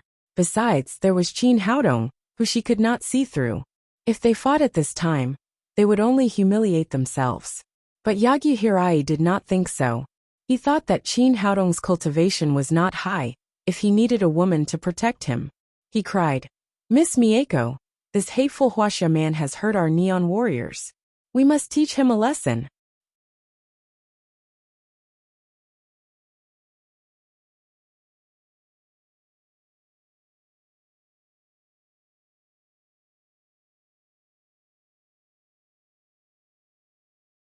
Chapter 257. Mr. Yagyu, we were in the wrong. These injuries are nothing. I'll cure them. Chiba Mieko turned to Qin Haodong and said, "Sir, what's your name?" "Qin Haodong." Chiba Mieko nodded and said, "Mr. Qin, I also know some Huaxia medical skills. If you can cure your friends, I can also cure my subordinates." Her words seemed polite, but they were full of provocation. "Really?" Qin Haodong sneered and said, "You neon people have only learned a little bit of traditional Chinese medicine from Huaxia. It's impossible to cure them." "Mr. Qin, I don't agree with you. Although my medical skills are from Huaxia, the student is better than the master. Besides, traditional Chinese medicine in Huaxia is in decline now. You Huaxia people are guarding the treasures left by your ancestors, but you like to learn things from Westerners. I really don't understand. To put it bluntly, it's impossible to find the essence of traditional Chinese medicine in Huaxia now. You can only come to Neon. If you have time, you can also come to learn from us." Arrogant, self-righteous. The onlookers had a good impression of the seemingly polite Neon woman at first. However, when they heard her words, they immediately lost their good impression and began to denounce her. Qin Haodong said lightly, "You think too much. Although traditional Chinese medicine is in decline now, it's not something you peeping scholars can imagine." Chiba Mieko smiled slightly and seemed to not care about the words of the people around her. She said with great conceit, "To tell you the truth, I'm a member of the cultural exchange group from Neon to Huaxia. From tomorrow on, we will challenge Huaxia's medical skills. If Mr. Qin is interested, you can go and have a look. Then you will know what real traditional Chinese medicine is like." Qin Haodong's expression changed. No wonder so many Neon people had suddenly appeared. It turned out that they were members of the cultural exchange group. It seemed that this time, the Neon people had a big plan. There were many directions to challenge, including traditional Chinese medicine. He had promised Guofeng to participate in this cultural exchange, so he would probably see this Neon woman again. He said, "Okay, I'll definitely go. I'll show you what real Huaxia traditional Chinese medicine is." Chiba Mieko smiled confidently and said nothing. She walked toward Sato Junichi in her wooden clogs. She was going to prove her medical skills to this Huaxia man with practical actions. "Miss Mieko, thank you for your hard work." Sato Junichi lowered his head and said while enduring the pain. Chiba Mieko grabbed his broken wrist and pressed it. Then she pulled and pushed it. With a crack, Sato Junichi screamed like a pig being slaughtered. His wrist was still broken in two, and it was not connected. Seeing everything in front of her, the people around her burst into laughter.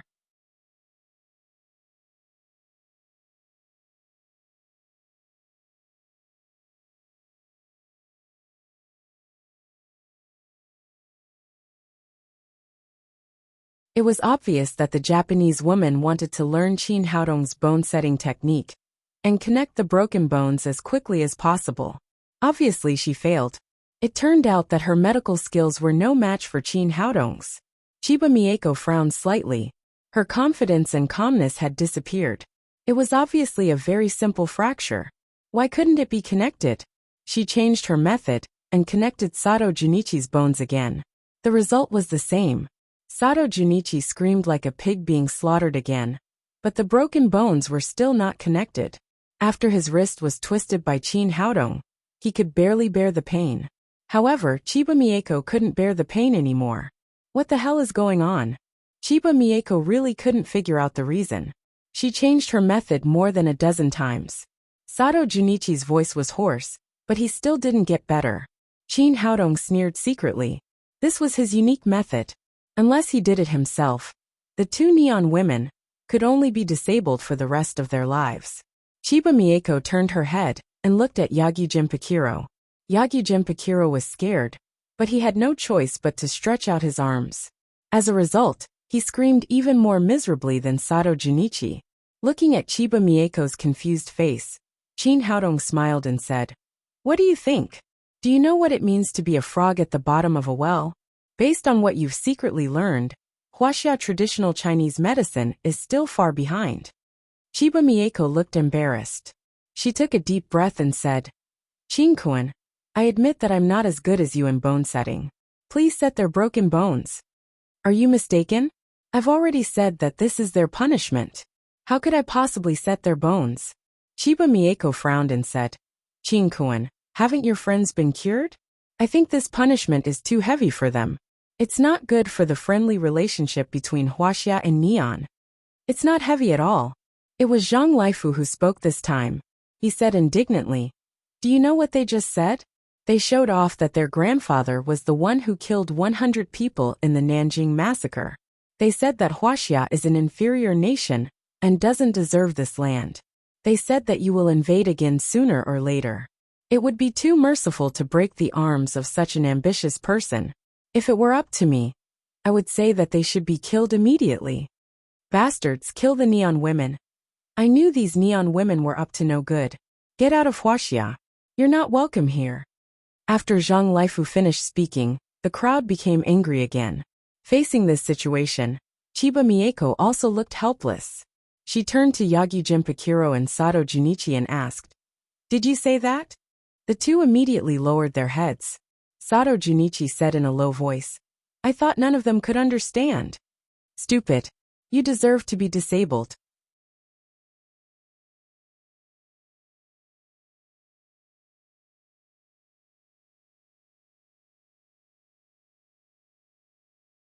Chiba Mieko glared at the two and said to Yagyu Hirai, "Let's go." Seeing that the neon women were finally about to leave, the crowd burst into applause. However, at this moment, a middle-aged man fell to the ground with a thump. His face was pale, and he was foaming at the mouth. He looked like he was in pain.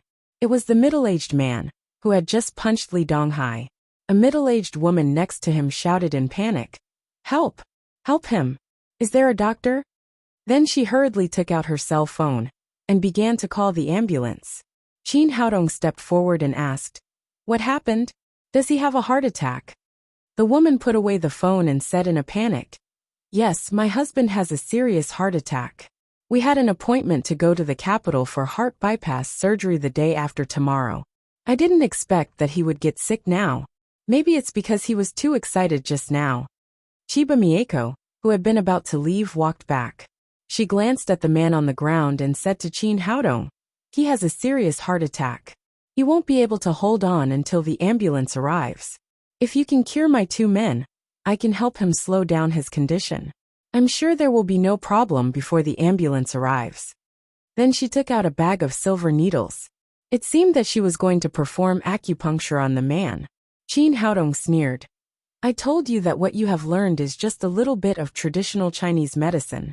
You are far from being a real traditional Chinese medicine practitioner. I can cure him in minutes." "Impossible. That's impossible. The patient's condition is so serious that he needs a bypass surgery. How can he be cured by traditional Chinese medicine?" Chiba Mieko looked incredulous. "It's impossible in your eyes, but it's not difficult for me." Qin Haodong took out the needle bag from his pocket and said to the middle-aged woman, "Sister-in-law, let me try."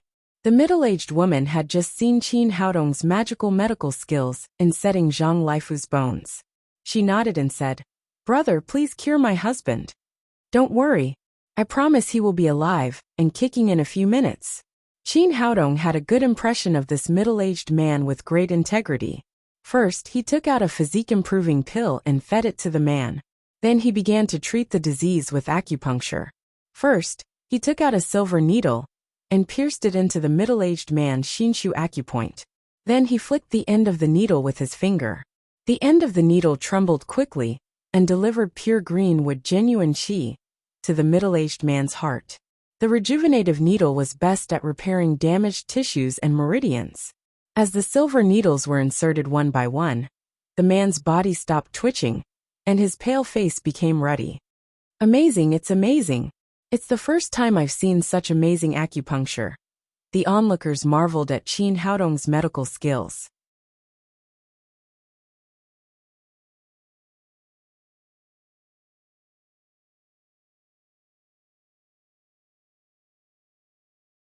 The middle-aged woman breathed a sigh of relief, and finally felt relieved.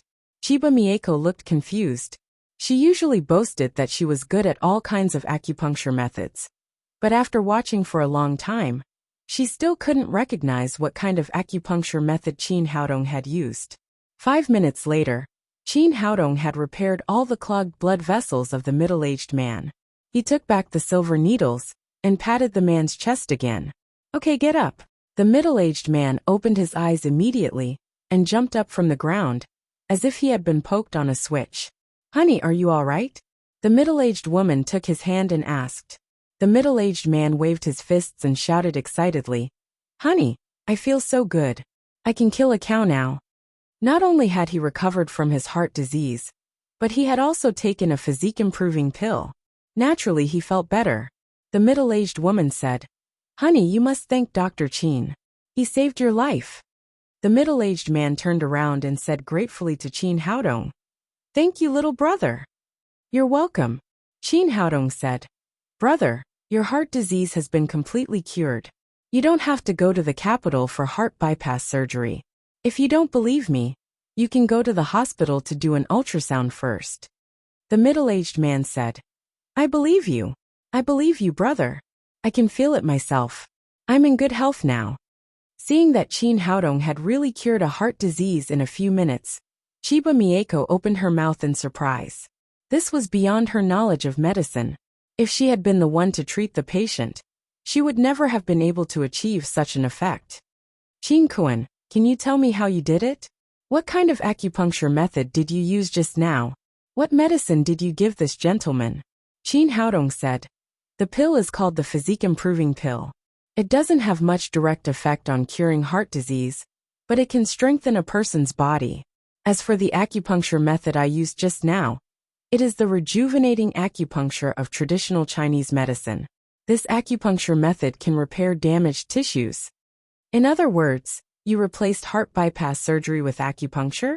Chiba Mieko asked excitedly. You can say that. Oh my God, this kind of acupuncture method is amazing. Can I learn from you? Qin Haodong said. Do you really want to learn? Yes, I do. Chiba Mieko nodded desperately. Qin Haodong said jokingly, I won't teach you even if you want to learn. Chiba Mieko said eagerly. Why? Is it because I'm from Neon? Don't you know that medical skills have no national boundaries?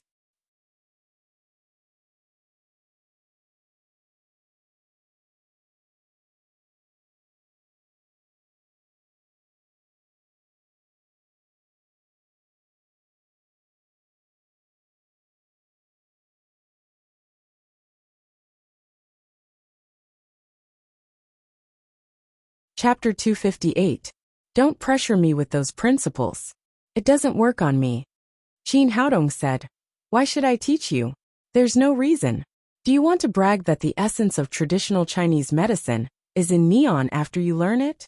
You've stolen too many things from Huaxia over the years, but you're not grateful at all. You just bite the hand that feeds you. A trace of shame flashed across Chiba Mieko's face. She suddenly felt her cheeks burning. She was the core representative of the Neon cultural delegation to challenge traditional Chinese medicine. That was why she had just confidently shouted that the essence of traditional Chinese medicine was in Neon. She hadn't expected to be slapped in the face in an instant. Not only was her medical skill inferior to Qin Haodong's, but she also didn't even know the acupuncture method. She had been slapped in the face. Let's go. She was too ashamed to stay there any longer. She turned around and hurried out of Riverside Tower. Yagyu glared at Qin Haodong and followed her with the two neon people with their arms hanging down. After they went out, they got into a very large limousine. Chiba Mieko said to a person who looked like a secretary in the car, "Find out about a man named Qin Haodong immediately. Find out where he came from." Seeing Chiba Mieko's serious expression, Yagyu comforted her. "Miss Mieko, you don't have to worry too much. He's just good at bone setting and acupuncture. Traditional Chinese medicine is broad and profound. His overall attainments are definitely not as good as yours." Chiba Mieko breathed a sigh of relief and said, "I hope so. If Qin Haodong's overall performance is as good as this, then his challenge of traditional Chinese medicine will be a joke." At that moment the secretary said, "Miss Mieko, I found it." Then she handed over the laptop in her hand. Chiba Mieko looked at the information displayed on the screen. The more she read, the more serious her expression became. A few minutes later, she closed the laptop and closed her eyes.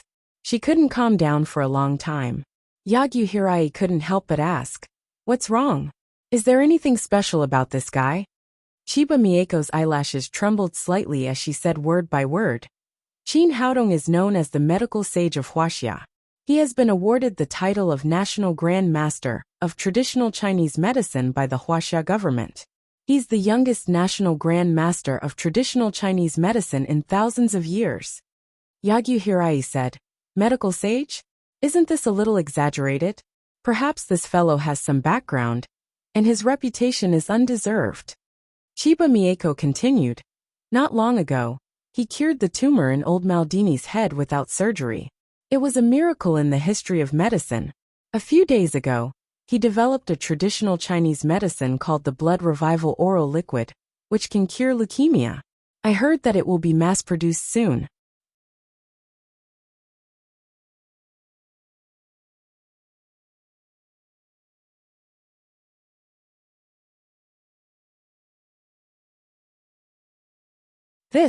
Both of these things were heavy bombs, so Yagyu could no longer say anything.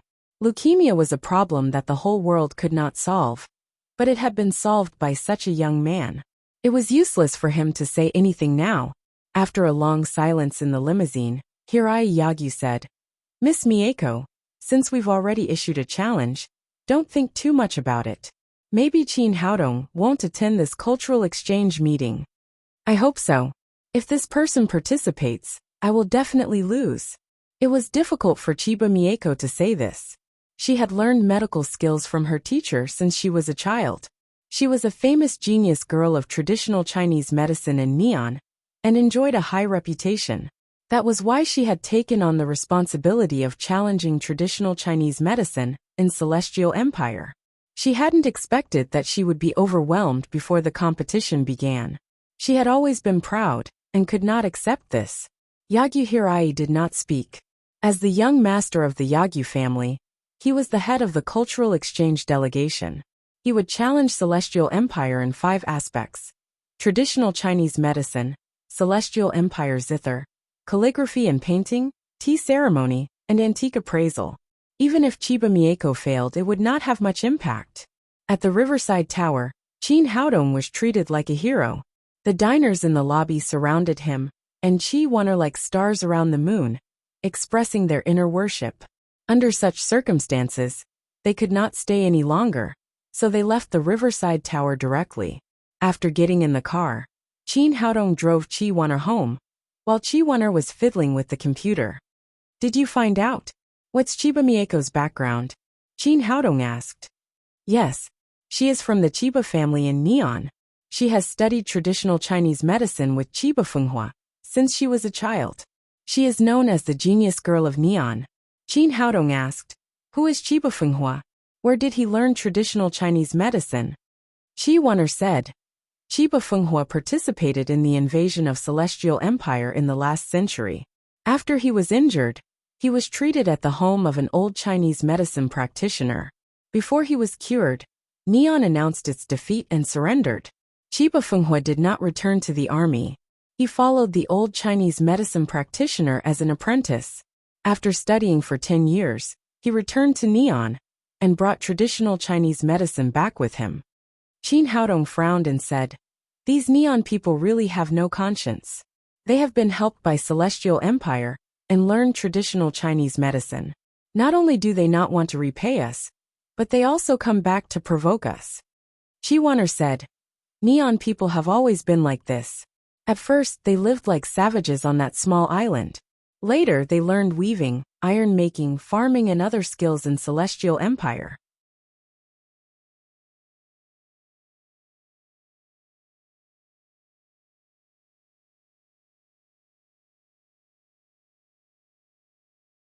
When they finished learning, the first thing they did was to start a war." Qin Haodong said, "Check again. What is the purpose of this cultural exchange held by the neon people?" Qi Wan'er's fingers were jumping on the computer keyboard. After a while she said, "The general situation is like this. This cultural exchange is a folk activity. The initiator of the neon people is the Yagyu family. Their purpose is to attack Celestial Empire from a spiritual level. This is the usual trick of the neon people. Before the last war, they sent a large number of warriors to challenge the martial arts of Celestial Empire. The purpose is to attack the confidence of the Celestial Empire people. It seems that these neon people are still not giving up," Qin Haodong said with a sneer. "Since they are here, let them see how big the gap between them and Celestial Empire is." After driving Qi Wan'er back to Daddy's security company, Qin Haodong drove back, thinking about the exchange while driving. It was almost midnight, and there were fewer and fewer people on the street. He drove very fast. Suddenly, he faintly heard a cry for help. He looked up and saw that on the side of the road 400 or 500 meters away, two punks were dragging a young woman to the nearby bushes. The woman struggled desperately, but how could a weak woman be a match for two strong men? Soon, her mouth was blocked by one of the punks, and she could only make a whining sound. Qin Haodong's face was cold, and his whole body was full of killing intent. He had already seen that the woman being torn by the punks was his sister, Wang Rubing. He suddenly stepped on the ground, and the Lamborghini Centenario, like an arrow leaving the bow, rushed to the scene of the accident, and stopped with a harsh breaking sound.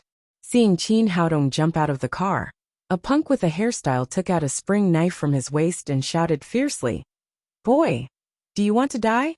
Get out of here if you want to die. Don't hinder me from having fun. Get out of here if you want to die. Don't hinder me from having fun."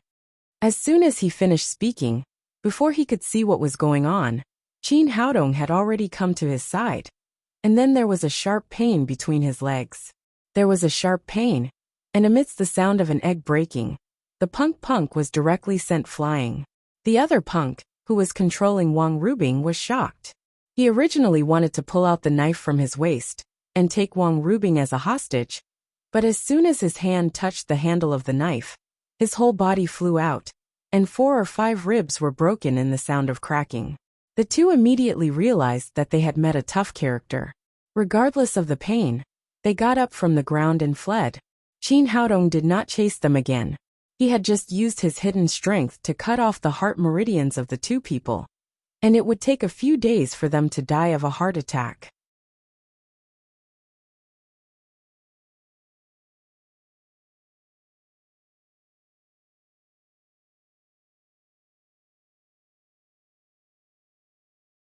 He turned back to Wang Rubing and said with concern, "Sister, how are you? Are you okay?"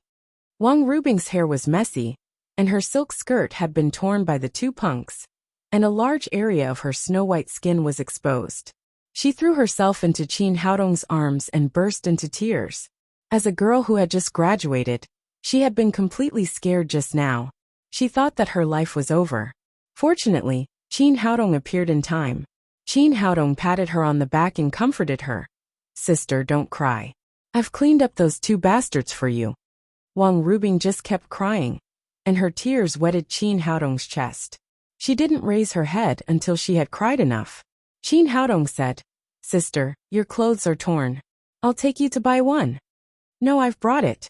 Wang Rubing wiped her tears and found a suitcase from the nearby bushes, which had just been thrown in by the punks. She opened the suitcase, took out a long skirt from it, and changed her clothes in the bushes. After coming out with the suitcase again, Qin Haodong asked in surprise, Sister, why are you carrying the suitcase in the middle of the night? Do you want to go home on vacation? Wang Rubing said. No. I just came out of the hotel. Hotel? What are you doing in the hotel? Don't tell me you went on a date? Qin Haodong became more and more confused. It was not far from Wang Rubing's home. Why did she leave her home and go to the hotel? What the hell? Have you ever seen a date with a suitcase? Wang Rubing's mood had been much better, and she slowly returned to her usual style of doing things. Then what are you doing? Renovating your home? No, the house has just been renovated. It's very good. There's someone at my home. I can't go back, Qin Haodong said angrily. Someone? Who? Who went to your home? Is it that damn landlord? Let's go back now. I'll break his legs. No, not the landlord. Wang Rubing hesitated and said, It's Li Donghai. What, that bastard? Why did he go to your home? Qin Haodong asked in confusion. Wang Rubing took Qin Haodong to sit on a bench next to her and told him what had happened from beginning to end. It turned out that 10 days ago, Li Donghai suddenly called Wang Rubing and said that he had lost his job in Jiangnan and needed to borrow some money from her. Anyway, Li Donghai was Wang Rubing's cousin. Wang Rubing not only invited him to dinner, but also gave him 2,000 yuan of the only 3,000 yuan she had.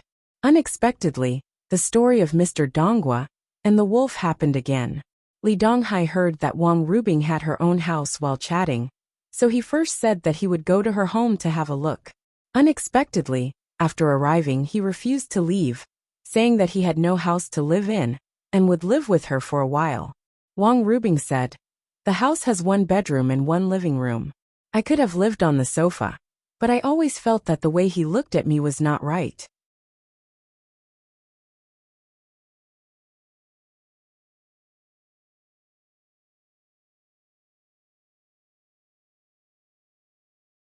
I didn't feel safe with him, so I had to find a hotel. I thought he would leave after staying for a few days, but who knew that after 10 days, this guy didn't seem to have any intention of leaving. My money was quickly used up after eating and staying outside, and I didn't dare to call my mother for money. I was just chased out of the hotel, and then I met those 2 hooligans. Qin Haodong was furious when he heard that. It was really a good person being bullied. Wasn't it like a dove occupying a magpie's nest?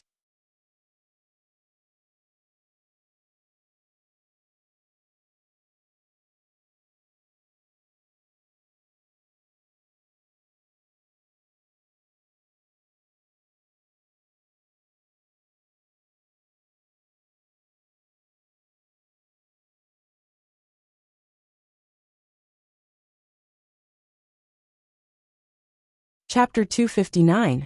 Let's go. I'll send you back now and get rid of that bastard. Qin Haodong was so angry that his lungs were about to explode. Wang Rubing was in danger tonight because Li Donghai had occupied the house. If he hadn't happened to be there, this bastard wouldn't be able to make up for the harm he had done to Wang Rubing, even if he died 10,000 times. It's already midnight. It's not a good time to go back now. Why don't we go tomorrow? Wang Rubing said with some hesitation. Why? You have to get rid of him now. That's your house. In fact, it was not a big deal to take Wang Rubing back to his house for a night. The point was that Qin Haodong couldn't vent his anger. All right then. Wang Rubing took her suitcase and got into Qin Haodong's car. They rushed to her house together. When they arrived home, Wang Rubing opened the door with the key. As soon as she entered the house, a strange smell came. She turned on the light and saw that the living room was full of all kinds of garbage. There were fast food boxes, cigarette butts, drink bottles, and all kinds of food residue. It was just like a garbage dump. She was a very clean girl. The house had been clean since she moved in. She didn't expect that it would be ruined by Li Donghai in just a dozen days. This bastard. Seeing the scene in front of her, Wang Rubing was also angry. She was about to open the bedroom door to get even with Li Donghai, but Qin Haodong stopped her. His 6 senses were sharp. At this time, he had already heard strange sounds coming from the bedroom. It was obvious that someone was doing sports that were not suitable for children. Li Donghai had brought a dubious woman here. You wait for me here, Qin Haodong said as he walked to the bedroom.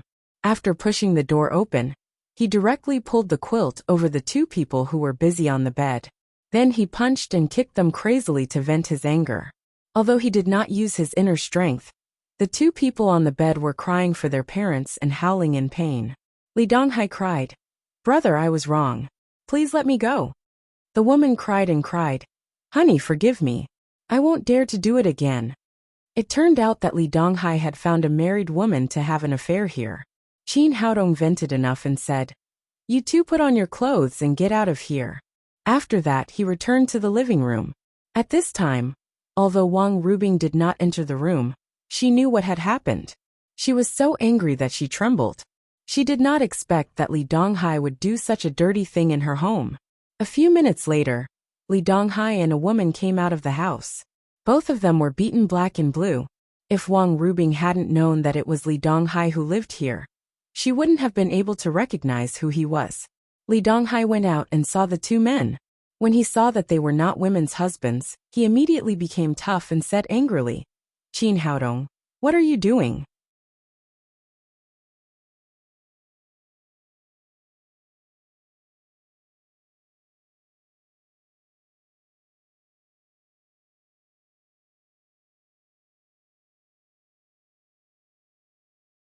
"Why did you hit me?" Qin Haodong said coldly.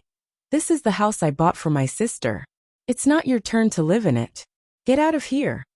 Li Donghai said, "I don't care who bought it. This is Rubing's house. She didn't kick me out. Why would you kick me out?"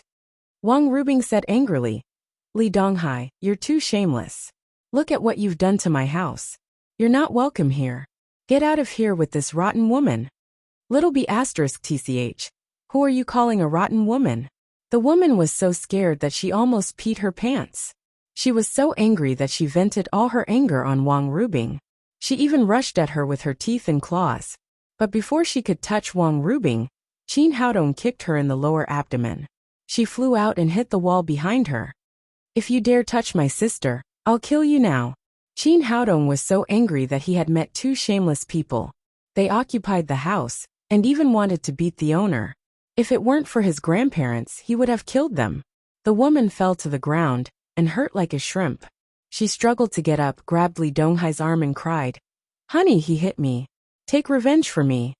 Li Donghai knew that Qin Haodong couldn't do anything to him for the sake of his grandparents, so he had always been fearless. But he didn't have the guts to hit Qin Haodong. He cried out fiercely, "Qin Haodong, why did you hit me?" Qin Haodong said coldly, "I'll give you 2 minutes to get out of here, or I'll throw you two down the stairs." Li Donghai said to Wang Rubing, "Sister, it's so late today. Let us stay here for one more night. I'll definitely move out tomorrow." Qin Haodong knew that he couldn't give such a wicked person a chance. He refused immediately. "No, only 2 minutes. Get out of here." Li Donghai said unhappily, "Rubing and I are cousins. We're related by blood. What does it have to do with you?" Qin Haodong said coldly, "You have 1 minute." Li Donghai knew that he couldn't make it today. He took the woman's hand and began to pack up.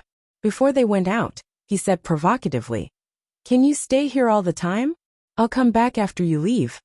This reminded Qin Haodong that if he didn't take some measures, this guy would definitely come to bother Wang Rubing tomorrow. Qin Haodong reached out his right hand and drew in the air a few times.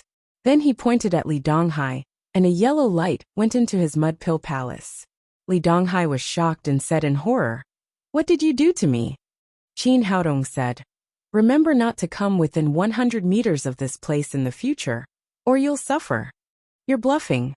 Who are you trying to scare?"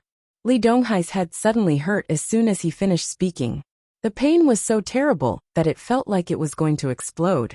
Qin Haodong sneered and said, "How do you feel? Does it feel good?" When he was traveling around in the cultivation world, he once lived in a temple for half a month.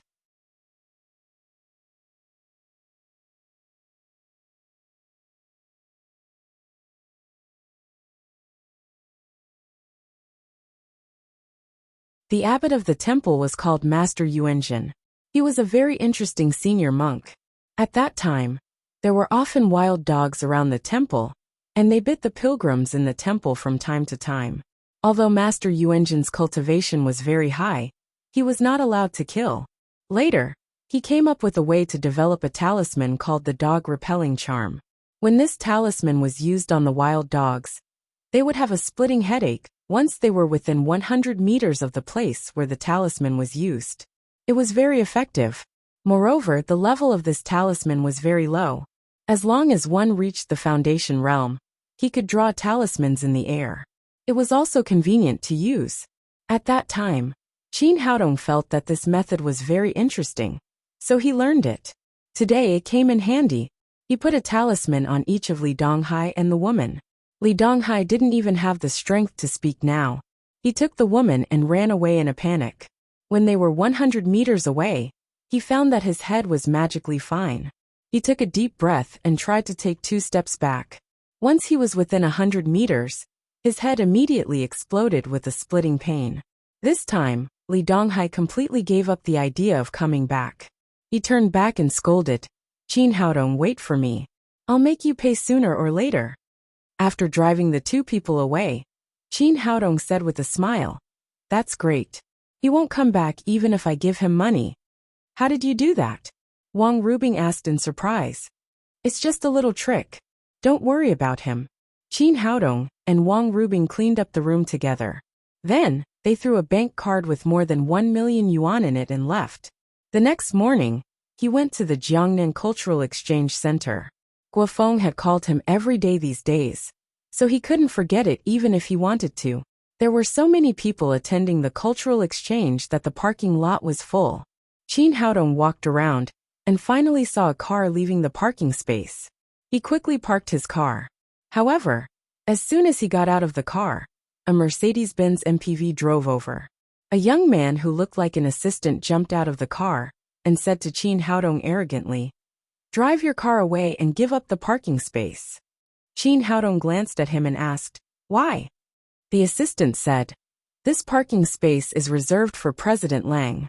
Now that President Lang is here, you must give it up immediately." Qin Haodong said, "Do you think I'm uneducated? Why is there no sign of the reserved parking space? Besides, there was a car here just now. I parked it after he left. How could it be a reserved parking space?" The assistant was bluffing. Seeing that Qin Haodong's words were reasonable, he was at a loss for words for a while, but he still said, "Don't think you're great because you're driving a good car. If President Lang's cultural exchange is delayed, you can't afford to bear the responsibility."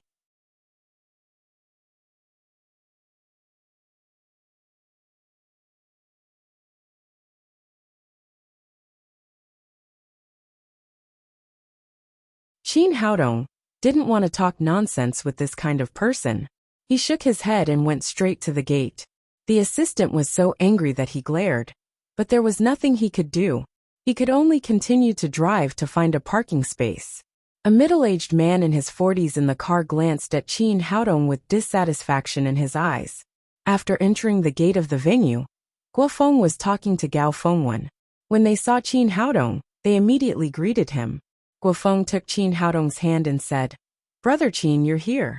If you hadn't come, I wouldn't have felt confident." Gao Fengwen also said, "Yes, Dr. Qin. Now that you're here, our Chinese Medicine Practitioner Association will be more confident. I called you several times a few days ago, but I couldn't get through. Later, I heard from President Guo that he had invited you. I've been waiting for you here." Qin Haodong said, "The Japanese came to provoke us. As a member of Huaxia, it's my duty to do what I can." Gao Fengwen said, "Dr. Qin, our people are all here. Let me introduce them to you."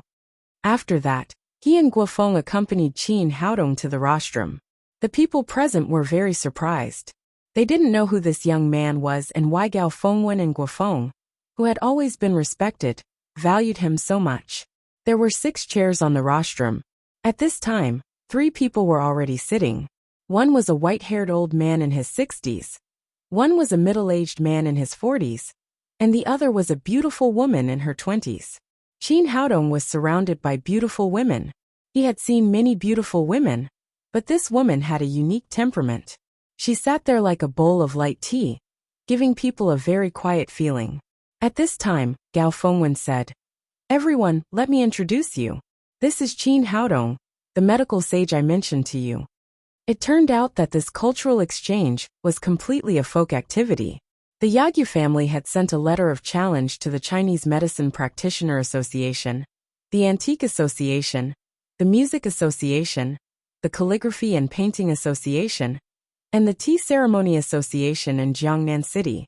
Finally, the leaders of these associations got together and set up a temporary group for this cultural exchange. Gao Fengwen was elected as the group leader because he was highly respected. The presidents of the other associations were members of the group. At the same time, under the recommendation of Gao Fengwen and Guo Feng, Qin Haodong, who was not present, was also included in the group. At this time, the middle-aged man in his 40s said, "I didn't expect that the person recommended by President Gao and President Guo would be so young. Is he a rich son of a rich family?"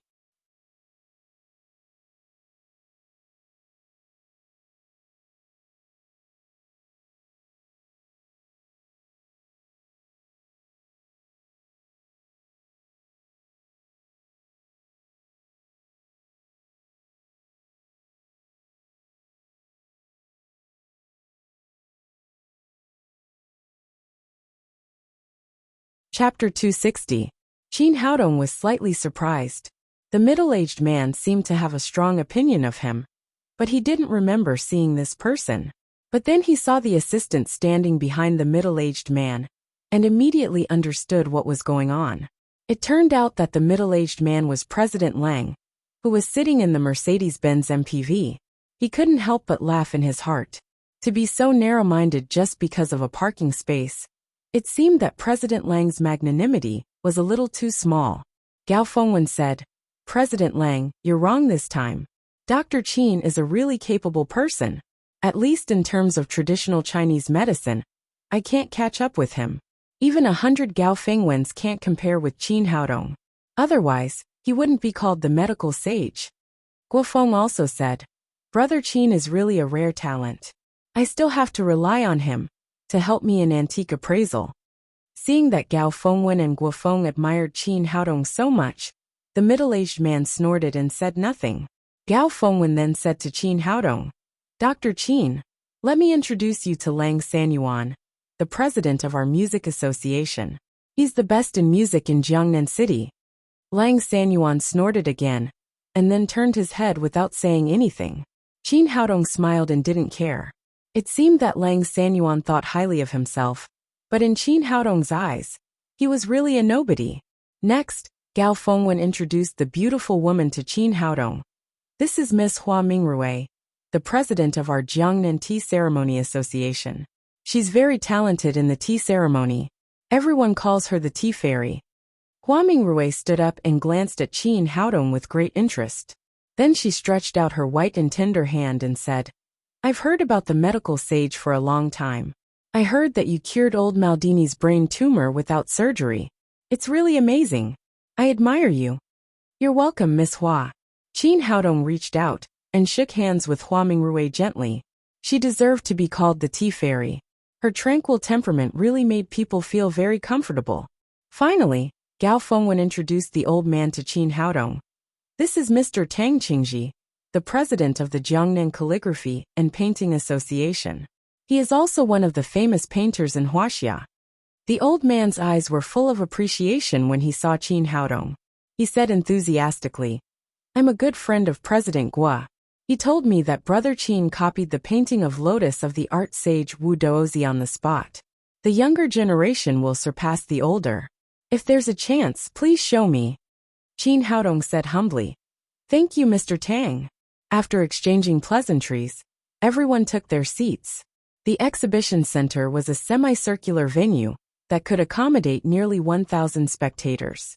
The delegation from Huaxia sat on the left side of the rostrum, while the delegation from Neon sat on the right.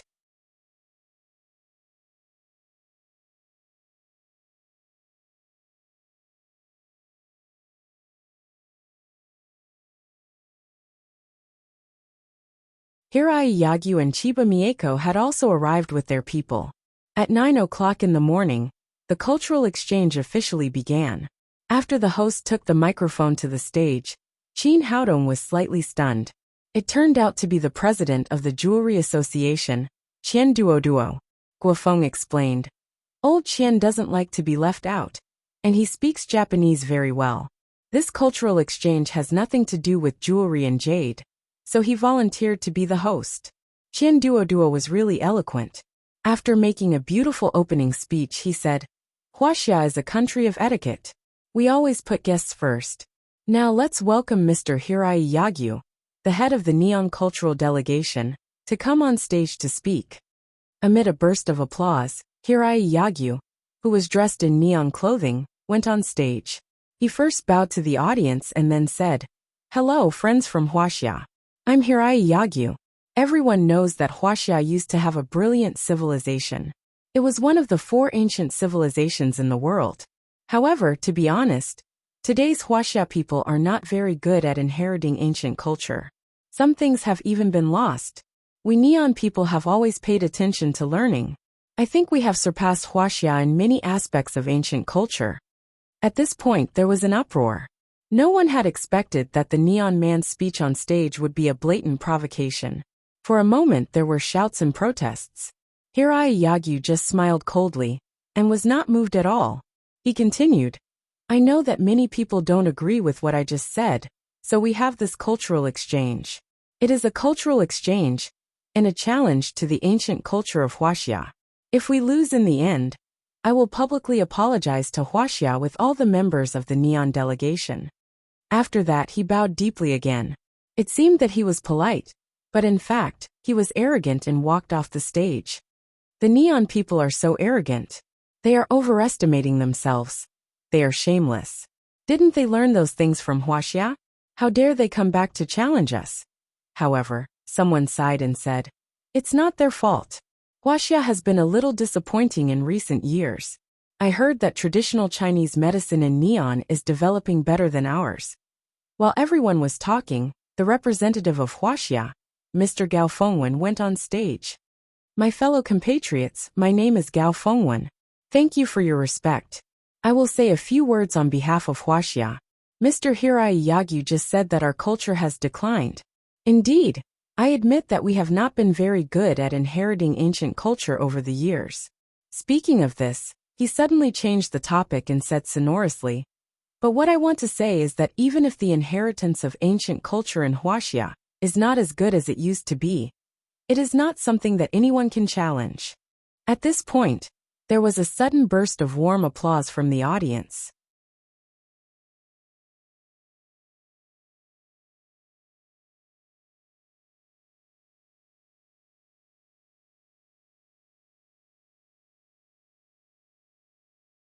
After the applause subsided, Zhang Fengwen continued, Take traditional Chinese medicine as an example. Traditional Chinese medicine belongs to Huaxia people. Although a lot of people have learned it over the years, its roots are still in Huaxia. Facts speak louder than words.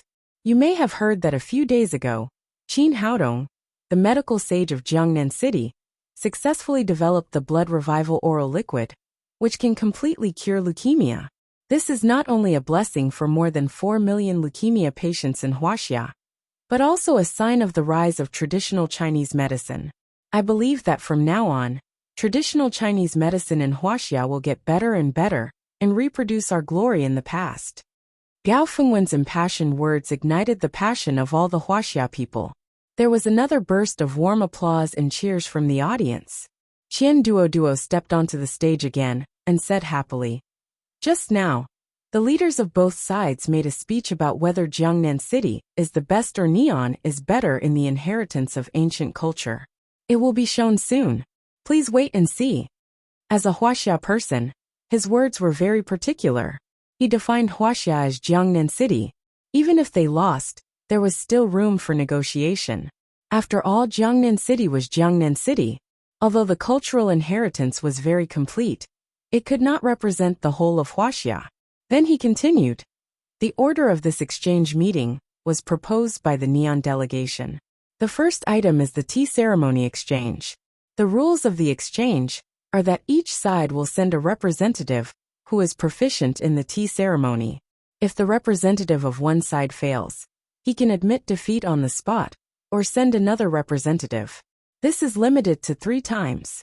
That is to say, if the third representative of one side fails, the project will fail. We have organized 10 judges who are proficient in the tea ceremony on the spot. In order to ensure fairness, we have prepared 20 cups with different numbers. The contestants of each side will pour their tea into 10 cups without any rules. Our staff will register the number on the spot. Then, each judge will taste 2 cups of tea from different contestants and choose the best one. Jin Haodong nodded secretly. He had to say that this method was the fairest. The judges only knew the number of the teacup. They did not know which side the contestants were from. They could not be partial even if they wanted to. After reading the rules, Qian Duo invited the contestants of both sides to the stage. On the Huaxia side, it was Hua Mingrui, the president of the Tea Ceremony Association. On the Neon side, there was also a beautiful woman in a kimono. She was Ai Yagyu from the Yagyu family. The 2 beautiful women immediately ignited the enthusiasm of the audience when they came on the stage. Interestingly, the 2 beautiful women had unique titles.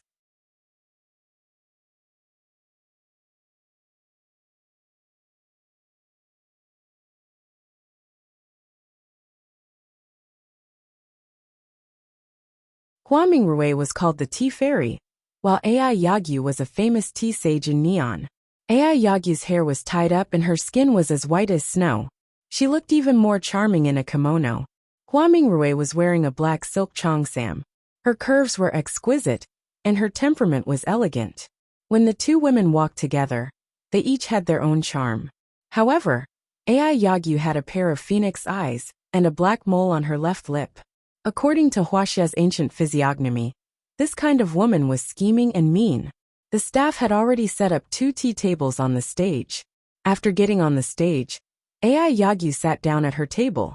She glanced at Hua Mingrui opposite her and said, "You can't compare with me. I have a title in Neon called the Tea Sage." Hua Mingrui smiled faintly and said, "I'm sorry, I don't know about such a small place. I only know that there is a medical sage in Huaxia, but I have never heard of the tea sage."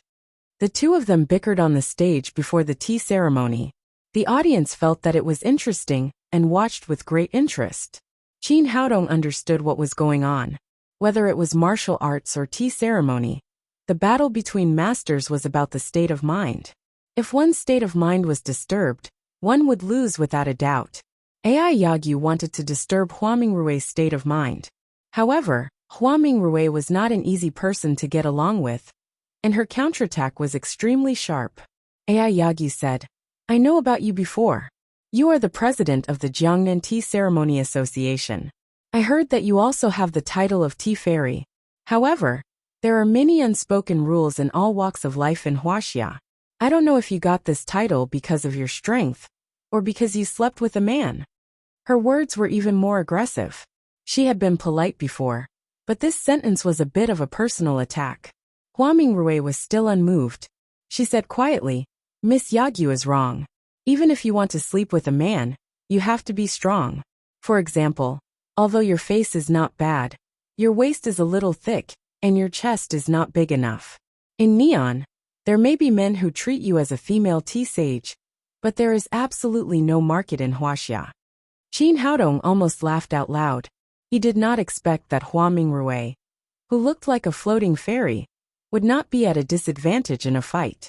It seemed that the trick of the Neon woman was going to fail. "You," Ai Yagyu's face changed, and then she said, "You Huaxia people can only win with words? Let's see what we can do." Hua Mingrui said lightly, "That's for the best." The 2 women stopped talking and began to make tea with the tea set in front of them. The tea set was the same, and the tea leaves provided by the competition were exactly the same. Even the water used to make the tea came from the same bucket.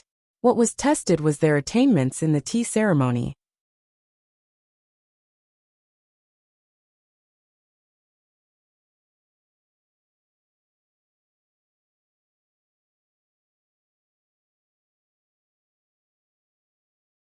Like martial arts, the tea ceremony was one of the ancient cultures of Huaxia. It had been passed down for thousands of years, and had many schools and techniques. The tea made in different ways was completely different. There was a great difference in fragrance, taste, and color. A good tea-making technique could bring out the fragrance of the tea to the extreme, making the person who drank the tea feel refreshed and greatly nourished. When the water boiled, Ai Yagyu looked at Hua Mingrui provocatively and began her tea ceremony.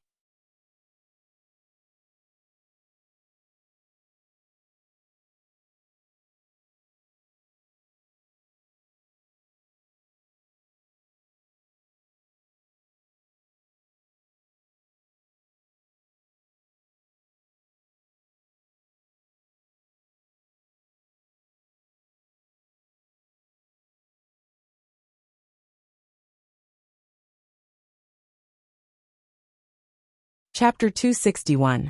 The tea ceremony was the first competition of the cultural exchange between the two sides. In order to win a good start, both sides sent out their strongest forces.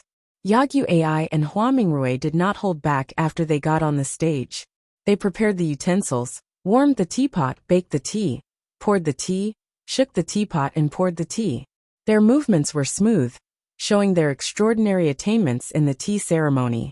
Gao Fengwen, who was watching from below the stage, repeatedly nodded and said, "Not bad. Not bad." Qin Haodong said, "Is Mr. Gao also good at the tea ceremony?" "I can't say I'm good at it, but I like to make a cup of tea myself. I also have some understanding of the tea ceremony." Gao Fengwen started to talk and said, "Generally speaking, the Huaxia tea ceremony is divided into 3 realms. The first realm is to have good color and fragrance. I can barely achieve this realm. The color and fragrance of the tea will reach a certain level, which will make the tea taste pleasing to the eye. The tea ceremony sounds simple, but it requires a deep understanding of the tea leaves, the amount of water, and the condition of the tea set. It takes at least a few years of hard work to achieve this." Qin Haodong nodded slightly. Tea was known as the leader of all herbs and the flower of all trees. As the Emperor Greenwood, no one was more proficient in the tea ceremony than him. However, his tea ceremony was accomplished in the cultivation world, so he was not too clear about the level of tea ceremony on Earth. Gao Fengwen didn't know that he was facing a tea ceremony master. He continued, "The second realm, return to simplicity. Now the 2 people on the stage have reached this realm." The so-called returning to simplicity meant that when making tea, one would no longer need to show off one's skills. Instead, one would need to integrate the skills of the tea ceremony into one's bones, allowing the tea's most essential flavor to be emitted. Only in this way could one brew the purest tea aroma. Not simple, to be able to reach the second realm at such a young age. Without more than 10 years of hard work and talent, it's absolutely impossible to achieve this. Qin Haodong asked, "In Mr. Gao's opinion, who will win?" Gao Fengwen said, "Although I personally don't like neon, I have to say that this neon woman's tea art has reached a certain level. She and the tea fairy are both in the second realm of the tea ceremony. This game is likely to be a draw. If anyone is able to reach the 3rd level of the way of tea, or even touch the threshold, then this round will be a sure win." Qin Haodong asked, "What is the 3rd realm of tea ceremony that Mr. Gao mentioned?" "As far as I know, the 3rd realm of the tea ceremony is called fragrance pervading the field."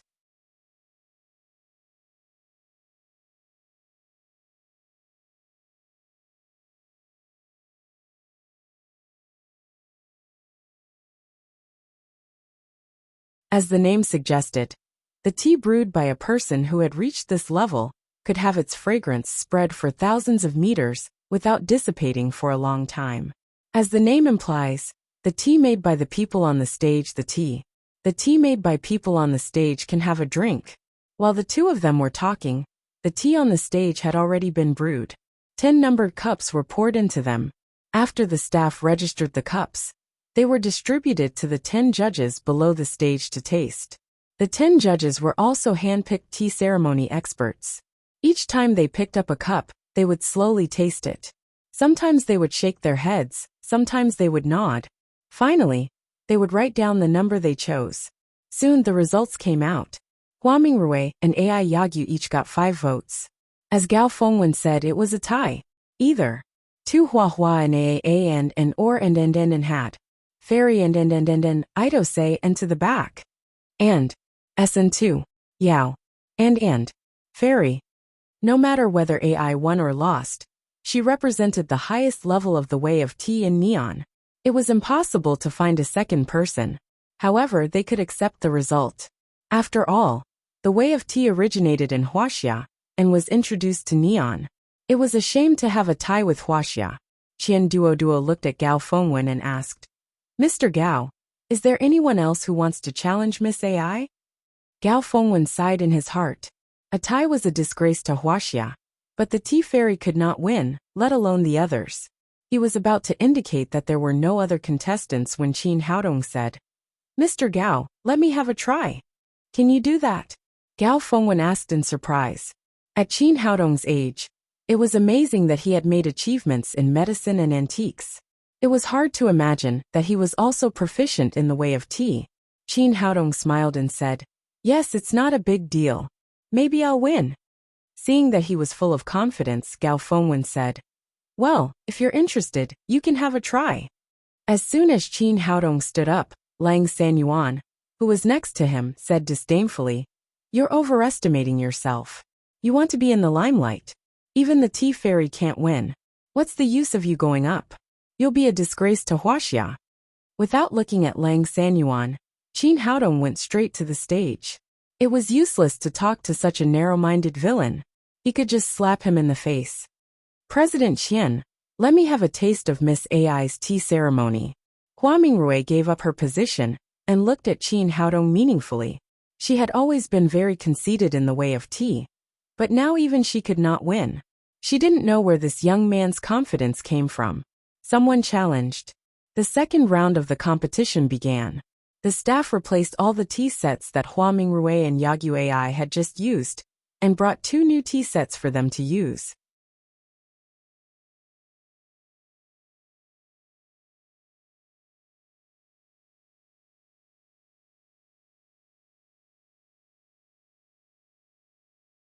AI glanced at Qin Haodong and said with a charming smile, Handsome boy, can you do it? Don't tell me you're useless. There was a double meaning in her words, which were full of provocation. Qin Haodong smiled slightly and said, You'll know after you try it. Then he picked up the tea set on the table and began to operate it. A trace of disdain flashed in AI's eyes. Compared with Hua Mingrui, Qin Haodong's movements were much more stiff, and there was no beauty to speak of. It was no different from ordinary people making tea at home. It was obvious that he was a layman. The others also sighed, especially the audience. They felt very sorry for the draw just now. They had thought that there was hope for AI Yagyu to defeat Yagyu AI, but now they were deeply disappointed. The young man's performance did not have the demeanor of a tea ceremony master. Qin Haodong ignored the others' expressions and calmly made his own tea. Time passed slowly. When AI made a new pot of tea, Qin Haodong had completed all the previous procedures. The difference was that AI's teapot had a faint fragrance of tea, while Qin Haodong's teapot had no smell at all.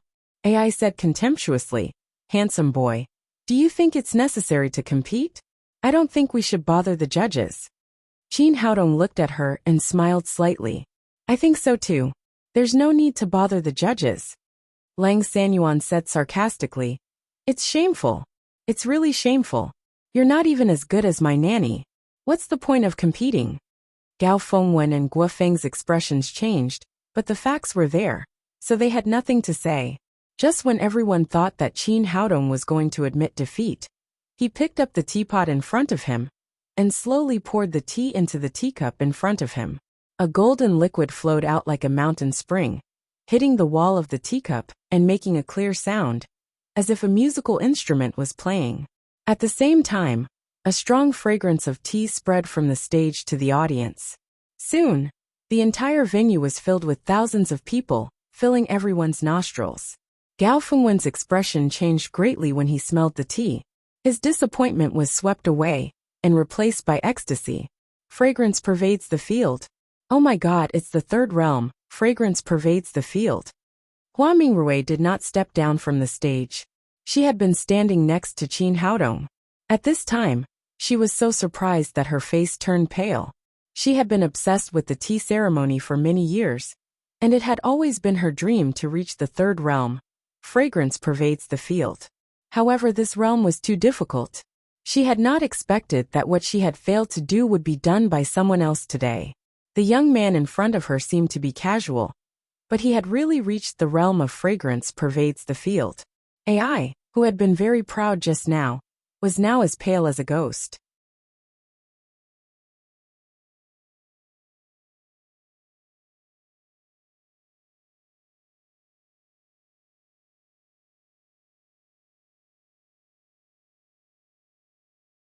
After being immersed in the tea ceremony for so many years, she certainly knew what fragrance pervades the field meant. Even her teacher could not reach this realm. She had lost, and it was a complete and utter defeat. Qin Haodong glanced at AI and said jokingly, "Miss AI, you just said that you don't need to bother the judges. Should you admit defeat?" AI bit her lip. Although she was extremely reluctant, she still said with great difficulty, "I admit defeat." One was in the second realm of the tea ceremony, while the other was in the third realm of the tea ceremony. If she asked the judges to judge such an obvious gap, people would laugh their heads off. If the score was 10-0, she would lose even more face. It was better to admit defeat directly. Seeing the neon woman admit defeat on the spot, the audience burst into thunderous cheers. Yagyu Hirai's expression changed greatly. He had thought that the first round would be a tie with Huaxia. He did not expect to be defeated in the blink of an eye, and it was a terrible defeat. Qin Haodong stood up and cupped his hands to the excited audience. Then, he turned around and walked off the stage. When he returned to his seat, he glanced at Lang Sanyuan next to him. Lang Sanyuan had just ridiculed Qin Haodong for being a disgrace, and saying that his tea ceremony was not as good as his nanny's. In the blink of an eye, he had been slapped in the face. At this time, he directly buried his head in his pants, and did not even have the courage to look at Qin Haodong. The first round of the competition came to an end, and the second round officially began. On the neon side, Chiba Mieko went directly to the stage and said to the audience, "In the second round of the exchange competition, we would like to see the identification ability of Huaxia antique experts. We have prepared a total of 3 pairs of collections. They may all be real, or they may all be fake. If the Huaxia experts identify all of them correctly, we will admit defeat." Qian Duoduo asked, "Miss Chiba, I would like to ask how you can ensure that the answers you give are fair and just." Chiba Mieko said, "We will put the authenticity of the collections in a small box in advance, and give it to you for safekeeping. In this way, we can ensure the fairness of the answers." "That's a good idea." Qian Duoduo nodded. Writing the answers in advance could prevent the neon people from denying it later. The neon people had never been very trustworthy. Otherwise, they would not have denied the crimes they had committed. On the Huaxia side, Guofeng whispered to Qin Haodong, "Brother Qin, I'll go up and have a look first. If I can't do it, I'll ask you to come up." After that, he strode to the stage. Qian Duoduo said to Chiba Mieko, "Miss Chiba, President Guo is already on the stage. Please take out the collections you want to identify." Chiba Mieko waved her hand to the audience.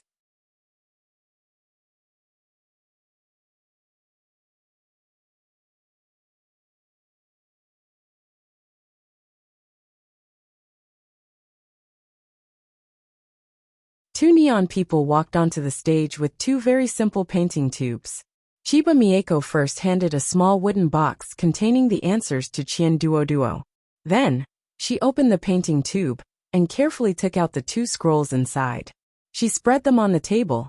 At the same time, the electronic projection equipment on the stage projected the 2 scrolls on a huge electronic screen. The audience could also see them clearly. Written on these 2 scrolls was an ancient poem. "The lantern at the 3rd watch, the rooster at the 5th watch. It is the time to bury one's head in study. If one's black hair doesn't learn early, one's white hair regrets studying late." This exhortation to study was written in cursive, and the entire scroll was written with vigor and vigor. The author was Yen Jinqing. You're tuning in to the Li Mei's Sword of Destiny YouTube channel. We're so grateful for your support, and don't forget to subscribe to join us on this incredible journey through captivating stories. Your generosity through donations truly makes a world of difference, as it's the primary source of revenue that allows me to expand and enhance this channel for you. Thank you from the bottom of my heart for being a part of this adventure.